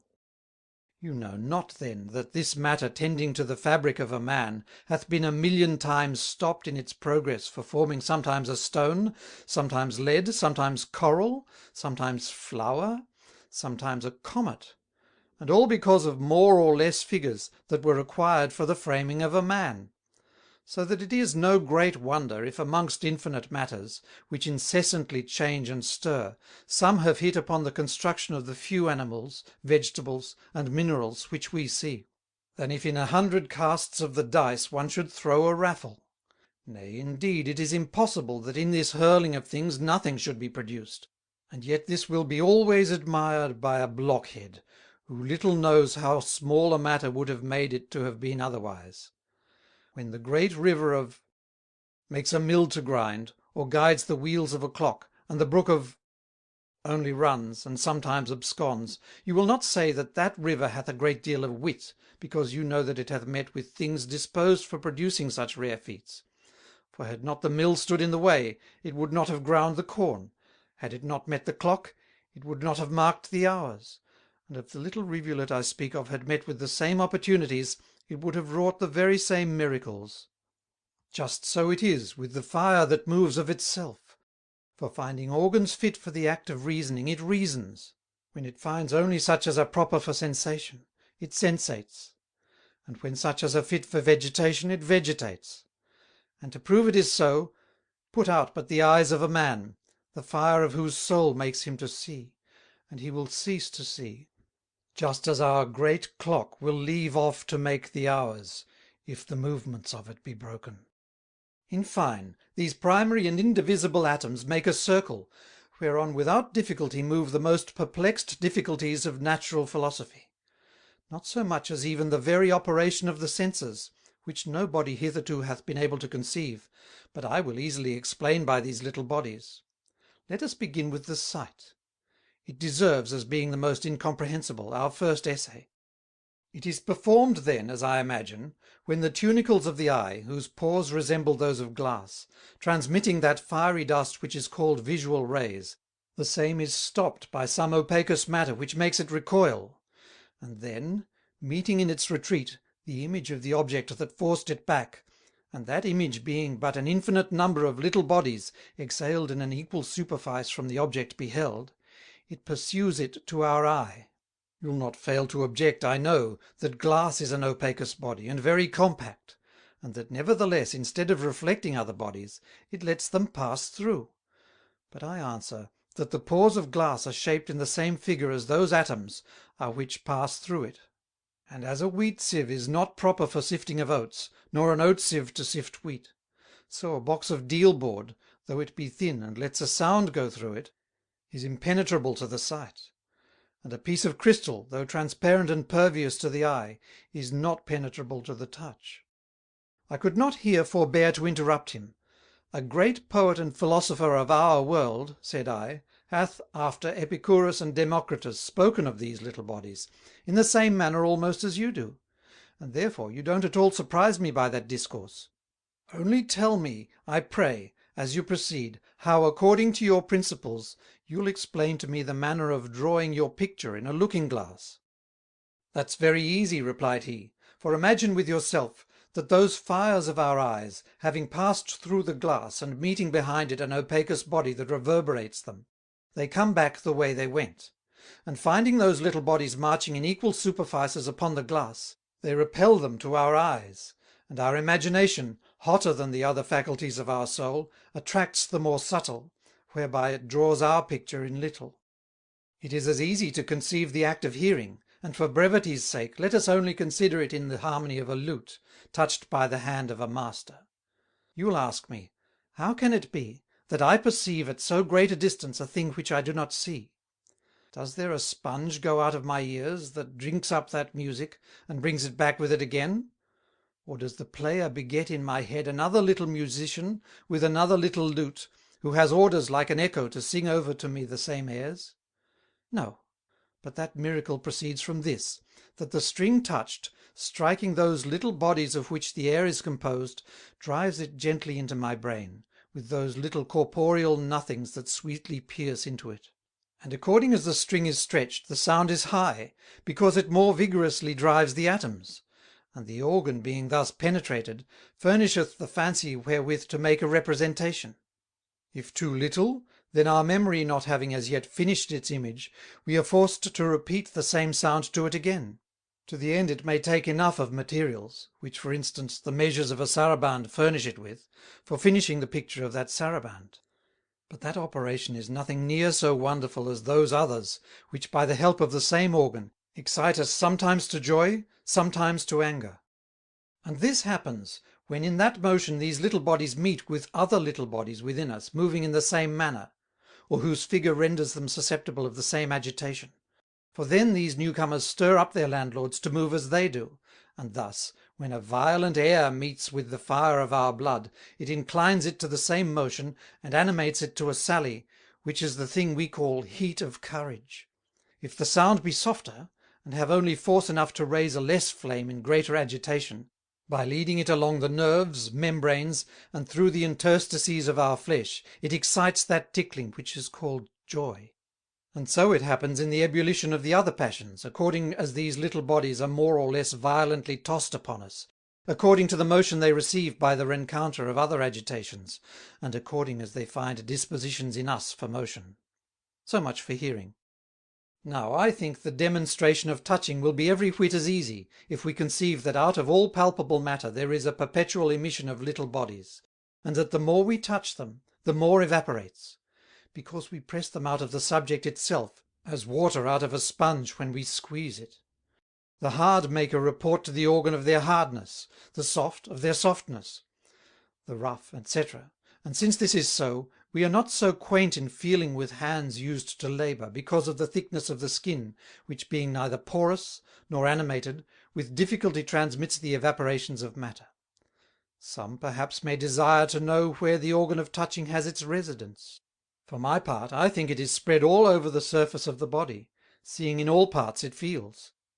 Yet I imagine that the nearer the member wherewith we touch be to the head, the sooner we distinguish, which experience convinces us of, when with shut eyes we handle any thing, for then we'll more easily guess what it is, and if on the contrary we feel it with our hinder feet, it will be harder for us to know it. And the reason is, because our skin being all over perforated, our nerves, which are of no compacter matter, lose by the way a great many of those little atoms through the little holes of their contexture, before they reach the brain, which is their journey's end. It remains that I speak of the smelling and tasting. Pray tell me, when I taste a fruit, is it not because the heat of my mouth melts it? Confess to me then, that there being salts in a pear, and that they being separated by dissolution into little bodies of a different figure from those which make the taste of an apple, they must needs pierce our palate in a very different manner, just so as the thrust of a pike that passes through me is not like the wound which a pistol bullet makes me feel with a sudden start, and as that pistol bullet makes me suffer another sort of pain than that of a slug of steel. I have nothing to say as to the smelling, seeing the philosophers themselves confess that it is performed by a continual emission of little bodies. Now upon the same principle will I explain to you the creation, harmony, and influence of the celestial globes, with the immutable variety of meteors. He was about to proceed, but the old landlord coming in made our philosopher think of withdrawing. He brought in crystals full of glowworms to light the parlour, but seeing those little fiery insects lose much of their light when they are not fresh gathered, these which were 10 days old had hardly any at all. My spirit stayed not till the company should complain of it, but went up to his chamber, and came immediately back again with 2 bowls of fire so sparkling that all wondered he burnt not his fingers. "These incombustible tapers," said he, "will serve us better than your week of worms. They are rays of the sun, which I have purged from their heat. Otherwise the corrosive qualities of their fire would have dazzled and offended your eyes. I have fixed their light and enclosed it within these transparent bowls. That ought not to afford you any great cause of admiration, for it is not harder for me, who am a native of the sun, to condense his beams, which are the dust of that world, than it is for you to gather the atoms of the pulverized earth of this world." Thereupon our landlord sent a servant to wait upon the philosopher's home, it being then night, with 12 globes of glowworms hanging at his 4 legs. As for my preceptor and myself, we went to rest by order of the physiognomist. He laid me that night in a chamber of violets and lilies, and ordered me to be tickled after the usual manner. Chapter 15. Of the books in the moon, and their fashion; of death, burial, and burning; of the manner of telling the time; and of noses. Next morning, about 9 o'clock, my spirit came in, and told me that he was come from court, where one of the Queen's maids of honour had sent for him, and that she had inquired after me, protesting that she still persisted in her design to be as good as her word, that is, that with all her heart she would follow me, if I would take her along with me to the other world; which exceedingly pleased me, said he, when I understood that the chief motive which inclined her to the voyage was to become Christian, and therefore I have promised to forward her design what lies in me, and for that end to invent a machine that may hold 3 or 4, wherein you may mount today, both together, if you think fit. I'll go seriously set about the performance of my undertaking, and in the meantime, to entertain you during my absence, I leave you here a book, which heretofore I brought with me from my native country. The title of it is, The States and Empires of the Sun, with an edition of the History of the Spark. I also give you this, which I esteem much more. It is the great work of the philosophers, composed by one of the greatest wits of the sun. He proves in it that all things are true, and shows the way of uniting physically the truths of every contradiction, as for example that white is black, and black white; that one may be and not be at the same time; that there may be a mountain without a valley; that nothing is something, and that all things that are not. But observe, that he proves all these unheard of paradoxes without any captious or sophistical argument. When you are weary of reading, you may walk or converse with our landlord's son. He has a very charming wit. But that which I dislike in him is, that he is a little atheistical. If he chance to scandalize you, or by any argument shake your faith, fail not immediately to come and propose it to me, and I'll clear the difficulties of it. Any other but I would enjoin you to break company with him, but since he is extremely proud and conceited, I am certain he would take your flight for a defeat, and would believe your faith to be grounded on no reason, if you refused to hear his." Having said so, he left me, and no sooner was his back turned, but I fell to consider attentively my books and their boxes, that's to say, their covers, which seemed to me to be wonderfully rich. The one was cut of a single diamond, incomparably more resplendent than ours. The second looked like a prodigious great pearl, cloven in 2. My spirit had translated those books into the language of that world, but because I have none of their print, I'll now explain to you the fashion of these 2 volumes. As I opened the box, I found within somewhat of metal, almost like to our clocks, full of I know not what little springs and imperceptible engines. It was a book indeed, but a strange and wonderful book, that had neither leaves nor letters. In fine, it was a book made wholly for the ears, and not the eyes; so that when any body has a mind to read in it, he winds up that machine with a great many strings. Then he turns the hand to the chapter which he desires to hear, and straight, as from the mouth of a man, or a musical instrument, proceed all the distinct and different sounds, which the lunar grandees make use of for expressing their thoughts instead of language. When I since reflected on this miraculous invention, I no longer wondered that the young men of that country were more knowing at 16 or 18 years old than the greybeards of our climate; for knowing how to read as soon as speak, they are never without lectures, in their chambers, their walks, the town, or travelling. They may have in their pockets, or at their girdles, 30 of these books, where they need but wind up a spring to hear a whole chapter, and so more, if they have a mind to hear the book quite through. So that you never want the company of all the great men, living and dead, who entertain you with living voices. This present employed me about an hour, and then hanging them to my ears like a pair of pendants, I went a-walking. But I was hardly at end of the street, when I met a multitude of people, very melancholy. 4 of them carried upon their shoulders a kind of a hearse, covered with black. I asked a spectator what that procession, like to a funeral in my country, meant. He made me answer that naughty, called so by the people because of a knock he had received upon the right knee, being convicted of envy and ingratitude, died the day before, and that 20 years ago the Parliament had condemned him to die in his bed, and then to be interred after his death.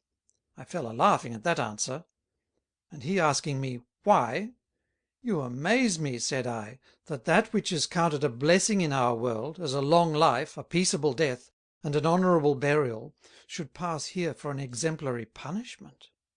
What, do you take a burial for a precious thing then? Replied that man. And in good earnest, can you conceive anything more horrid than a corpse crawling with worms, at the discretion of toads which feed on his cheeks? The plague itself clothed with the body of a man. Good God! The very thought of having, even when I am dead, my face wrapped up in a shroud, and a pike depth of earth upon my mouth, makes me I can hardly fetch breath. The wretch whom you see carried here, besides the disgrace of being thrown into a pit, hath been condemned to be attended by 150 of his friends, who are strictly charged, as a punishment for their having loved an envious and ungrateful person, to appear with a sad countenance at his funeral. And had it not been that the judges took some compassion of him, imputing his crimes partly to his want of wit, they would have been commanded to weep there also. All are burnt here except malefactors, and indeed it is a most rational and decent custom. For we believe, that the fire having separated the pure from the impure, the heat by sympathy reassembles the natural heat which made the soul, and gives it force to mount up till it arrive at some star, the country of certain people more immaterial and intellectual than us, because their temper ought to suit with and participate of the globe which they inhabit. However, this is not our neatest way of burying neither. For when any one of our philosophers comes to an age, wherein he finds his wit begin to decay, and the ice of his years to numb the motions of his soul, he invites all his friends to a sumptuous banquet. Then, having declared to them the reasons that move him to bid farewell to nature, and the little hopes he has of adding anything more to his worthy actions, they show him favour, that's to say, they suffer him to die, or otherwise are severe to him and command him to live. When then, by plurality of voices, they have put his life into his own hands, he acquaints his dearest friends with the day and place. These purge, and for 24 hours abstain from eating. Then being come to the house of the sage, and having sacrificed to the sun, they enter the chamber where the generous philosopher waits for them on a bed of state. Every one embraces him, and when it comes to his turn whom he loves best, having kissed him affectionately, leaning upon his bosom, and joining mouth to mouth, with his right hand he sheaths a dagger in his heart. I interrupted this discourse, saying to him that told me all, that this manner of acting much resembled the ways of some people of our world, and so pursued my walk, which was so long that when I came back dinner had been ready 2 hours. They asked me why I came so late.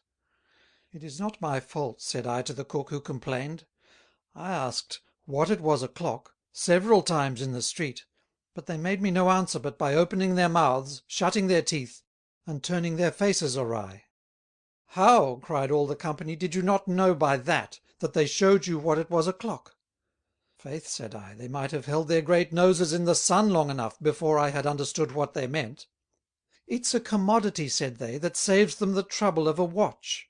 For with their teeth they make so true a dial, that when they would tell anybody the hour of the day, they do no more but open their lips, and the shadow of that nose, falling upon their teeth, like the gnomon of a sundial, makes the precise time.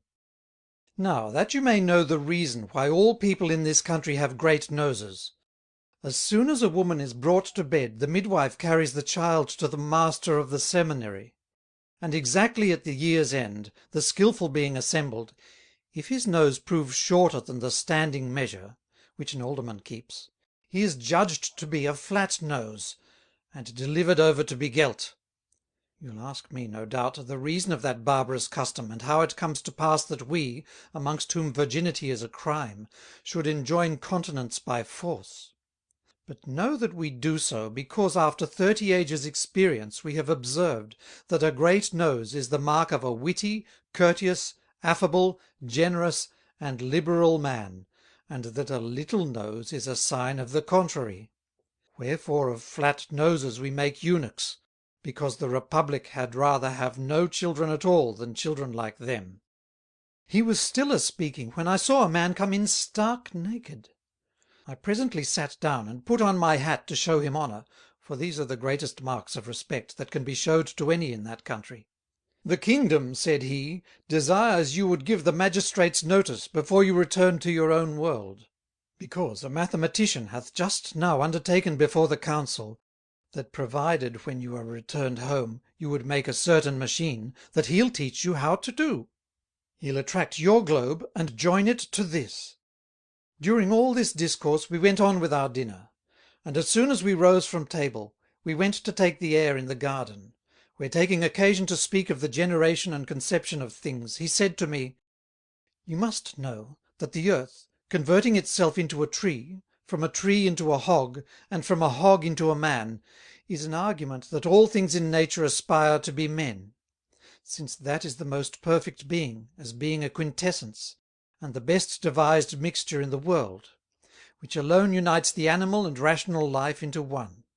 None but a pedant will deny me this, when we see that a plum tree, by the heat of its germ, as by a mouth, sucks in and digests the earth that's about it; that a hog devours the fruit of this tree, and converts it into the substance of itself; and that a man, feeding on that hog, reconcocts that dead flesh, unites it to himself, and makes that animal to revive under a more noble species. So the man whom you see, perhaps 80 years ago, was no more but a tuft of grass in my garden; which is the more probable that the opinion of the Pythagorean metamorphosis, which so many great men maintain, in all likelihood has only reached us to engage us into an inquiry after the truth of it; as, in reality, we have found that matter, and all that has a vegetative or sensitive life, when once it hath attained to the period of its perfection, wheels about again and descends into its inanity, that it may return upon the stage and act the same parts over and over.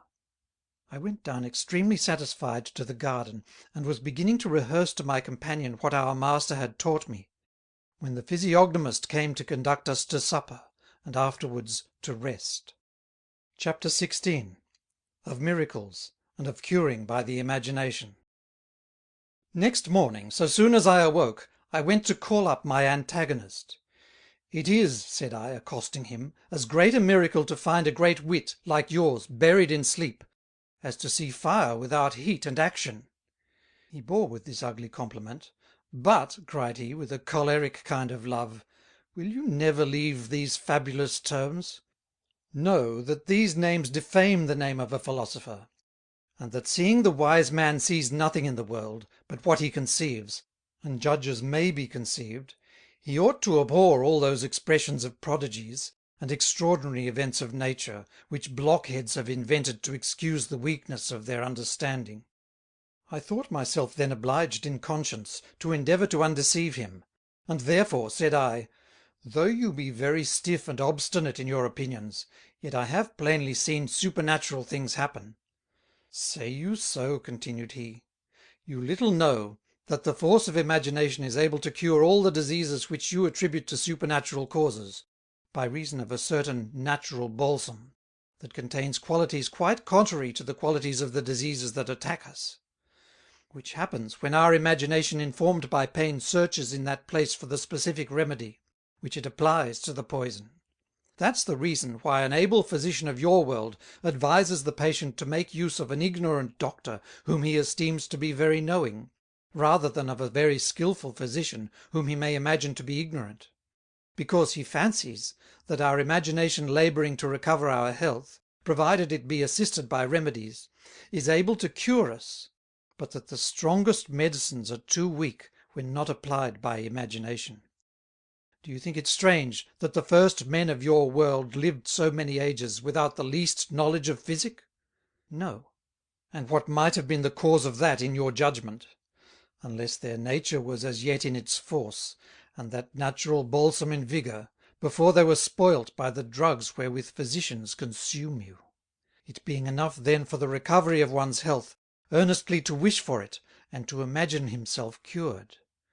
So that their vigorous fancies, plunging into that vital oil, extracted the elixir of it, and applying actives to passives, in almost the twinkling of an eye they found themselves as sound as before, which, notwithstanding the depravation of nature, happens even at this day, though somewhat rarely, and is by the multitude called a miracle. For my part, I believe not a jot on't, and have this to say for myself, that it is easier for all these doctors to be mistaken, than that the other may not easily come to pass. For I put the question to them: a patient recovered out of a fever, heartily desired, during his sickness, as it is like, that he might be cured, and may be made vows for that effect, so that of necessity he must either have died, continued sick, or recovered. Had he died, then would it have been said, kind Heaven hath put an end to his pains; nay, and that according to his prayers, he was now cured of all diseases, praised be the Lord. Had his sickness continued, one would have said, he wanted faith; but because he is cured, it's a miracle forsooth. Is it not far more likely that his fancy, being excited by violent desires, hath done its duty and wrought the cure? For grant he hath escaped, what then? Must it needs be a miracle? How many have we seen, pray, and after many solemn vows and protestations, go to pot with all their fair promises and resolutions? But at least, replied I to him, if what you say of that balsam be true, it is a mark of the rationality of our soul, seeing without the help of our reason or the concurrence of our will, she acts of herself, as if being without us, she applied the active to the passive. Now, if being separated from us she is rational, it necessarily follows that she is spiritual. And if you acknowledge her to be spiritual, I conclude she is immortal, seeing death happens to animals only by the changing of forms, of which matter alone is capable. The young man at that, decently sitting down upon his bed, and making me also to sit, discoursed, as I remember, in this manner: As for the soul of beasts, which is corporeal, I do not wonder they die, seeing the best harmony of the four qualities may be dissolved, the greatest force of blood quelled, and the loveliest proportion of organs disconcerted. But I wonder very much that our intellectual, incorporeal, and immortal soul should be constrained to dislodge and leave us by the same cause that makes an ox to perish. Hath she covenanted with our body, that as soon as he should receive a prick with a sword in the heart, a bullet in the brain, or a musket shot through the chest, she should pack up and be gone? And if that soul was spiritual, and of herself so rational that being separated from our mass she understood as well as when clothed with a body, why cannot blind men, born with all the fair advantages of that intellectual soul, imagine what it is to see? Is it because they are not as yet deprived of sight, by the death of all their senses? How? I cannot then make use of my right hand, because I have a left. And in fine, to make a just comparison which will overthrow all that you have said, I shall only allege to you a painter who cannot work without his pencil. And I'll tell you that it is just so with the soul, when she wants the use of the senses. Yet they have the soul, which can only act imperfectly, because of the loss of one of her tools, in the course of life, to be able then to work to perfection, when after our death she hath lost them all. If they tell me, over and over again, that she needeth not these instruments for performing her functions, I'll tell them e'en so, that then all the blind about the streets ought to be whipped at a cat's arse, for playing the counterfeits in pretending not to see a bit. He would have gone on in such impertinent arguments, had I not stopped his mouth by desiring him to forbear, as he did for fear of a quarrel; for he perceived I began to be in a heat, so that he departed, and left me admiring the people of that world, amongst whom even the meanest have naturally so much wit, whereas those of ours have so little, and yet so dearly bought. Chapter 17. Of the Author's return to the earth. At length my love for my country took me off of the desire and thoughts I had of staying there. I minded nothing now but to be gone. But I saw so much impossibility in the matter, that it made me quite peevish and melancholic. My spirit observed it, and having asked me what was the reason that my humour was so much altered, I frankly told him the cause of my melancholy. But he made me such fair promises concerning my return, that I relied wholly upon him. I acquainted the council with my design, who sent for me, and made me take an oath, that I should relate in our world all that I had seen in that. My passports then were expeded, and my spirit, having made necessary provisions for so long a voyage, asked me what part of my country I desired to light in. I told him, that since most of the rich youths of Paris, once in their lifetime, made a journey to Rome, imagining after that there remained no more worth the doing or seeing, I prayed him to be so good as to let me imitate them. But withal, said I, in what machine shall we perform the voyage? And what orders do you think the mathematician, who talked t'other day of joining this globe to ours, will give me? As to the mathematician, said he, let that be no hindrance to you, for he is a man who promises much, and performs little or nothing. And as to the machine that's to carry you back, it shall be the same which brought you to court. How, said I, will the air become as solid as the earth, to bear your steps? I cannot believe that. And it is strange, replied he, that you should believe, and not believe. Pray, why should the witches of your world, who march in the air, and conduct whole armies of hail, snow, rain, and other meteors, from one province into another, have more power than we? Pray have a little better opinion of me, than to think I would impose upon you. The truth is, said I have received so many good offices from you, as well as Socrates and the rest, for whom you have had so great kindness, that I dare trust myself in your hands, as now I do, resigning myself heartily up to you. I had no sooner said the word, but he rose like a whirlwind, and holding me between his arms, without the least uneasiness he made me pass that vast space which astronomers reckon betwixt the moon and us in a day and a half's time; which convinced me that they tell a lie who say that a millstone would be 360, and I know not how many years more, in falling from heaven, since I was so short a while in dropping down from the globe of the moon upon this. At length, about the beginning of the second day, I perceived I was drawing near our world, since I could already distinguish Europe from Africa, and both from Asia, when I smelt brimstone, which I saw steaming out of a very high mountain, that incommoded me so much that I fainted away upon it. I cannot tell what befell me afterwards, but coming to myself again, I found I was amongst briars on the side of a hill, amidst some shepherds who spoke Italian. I knew not what was become of my spirit, and I asked the shepherds if they had not seen him. At that word they made the sign of the cross, and looked upon me as if I had been a devil myself.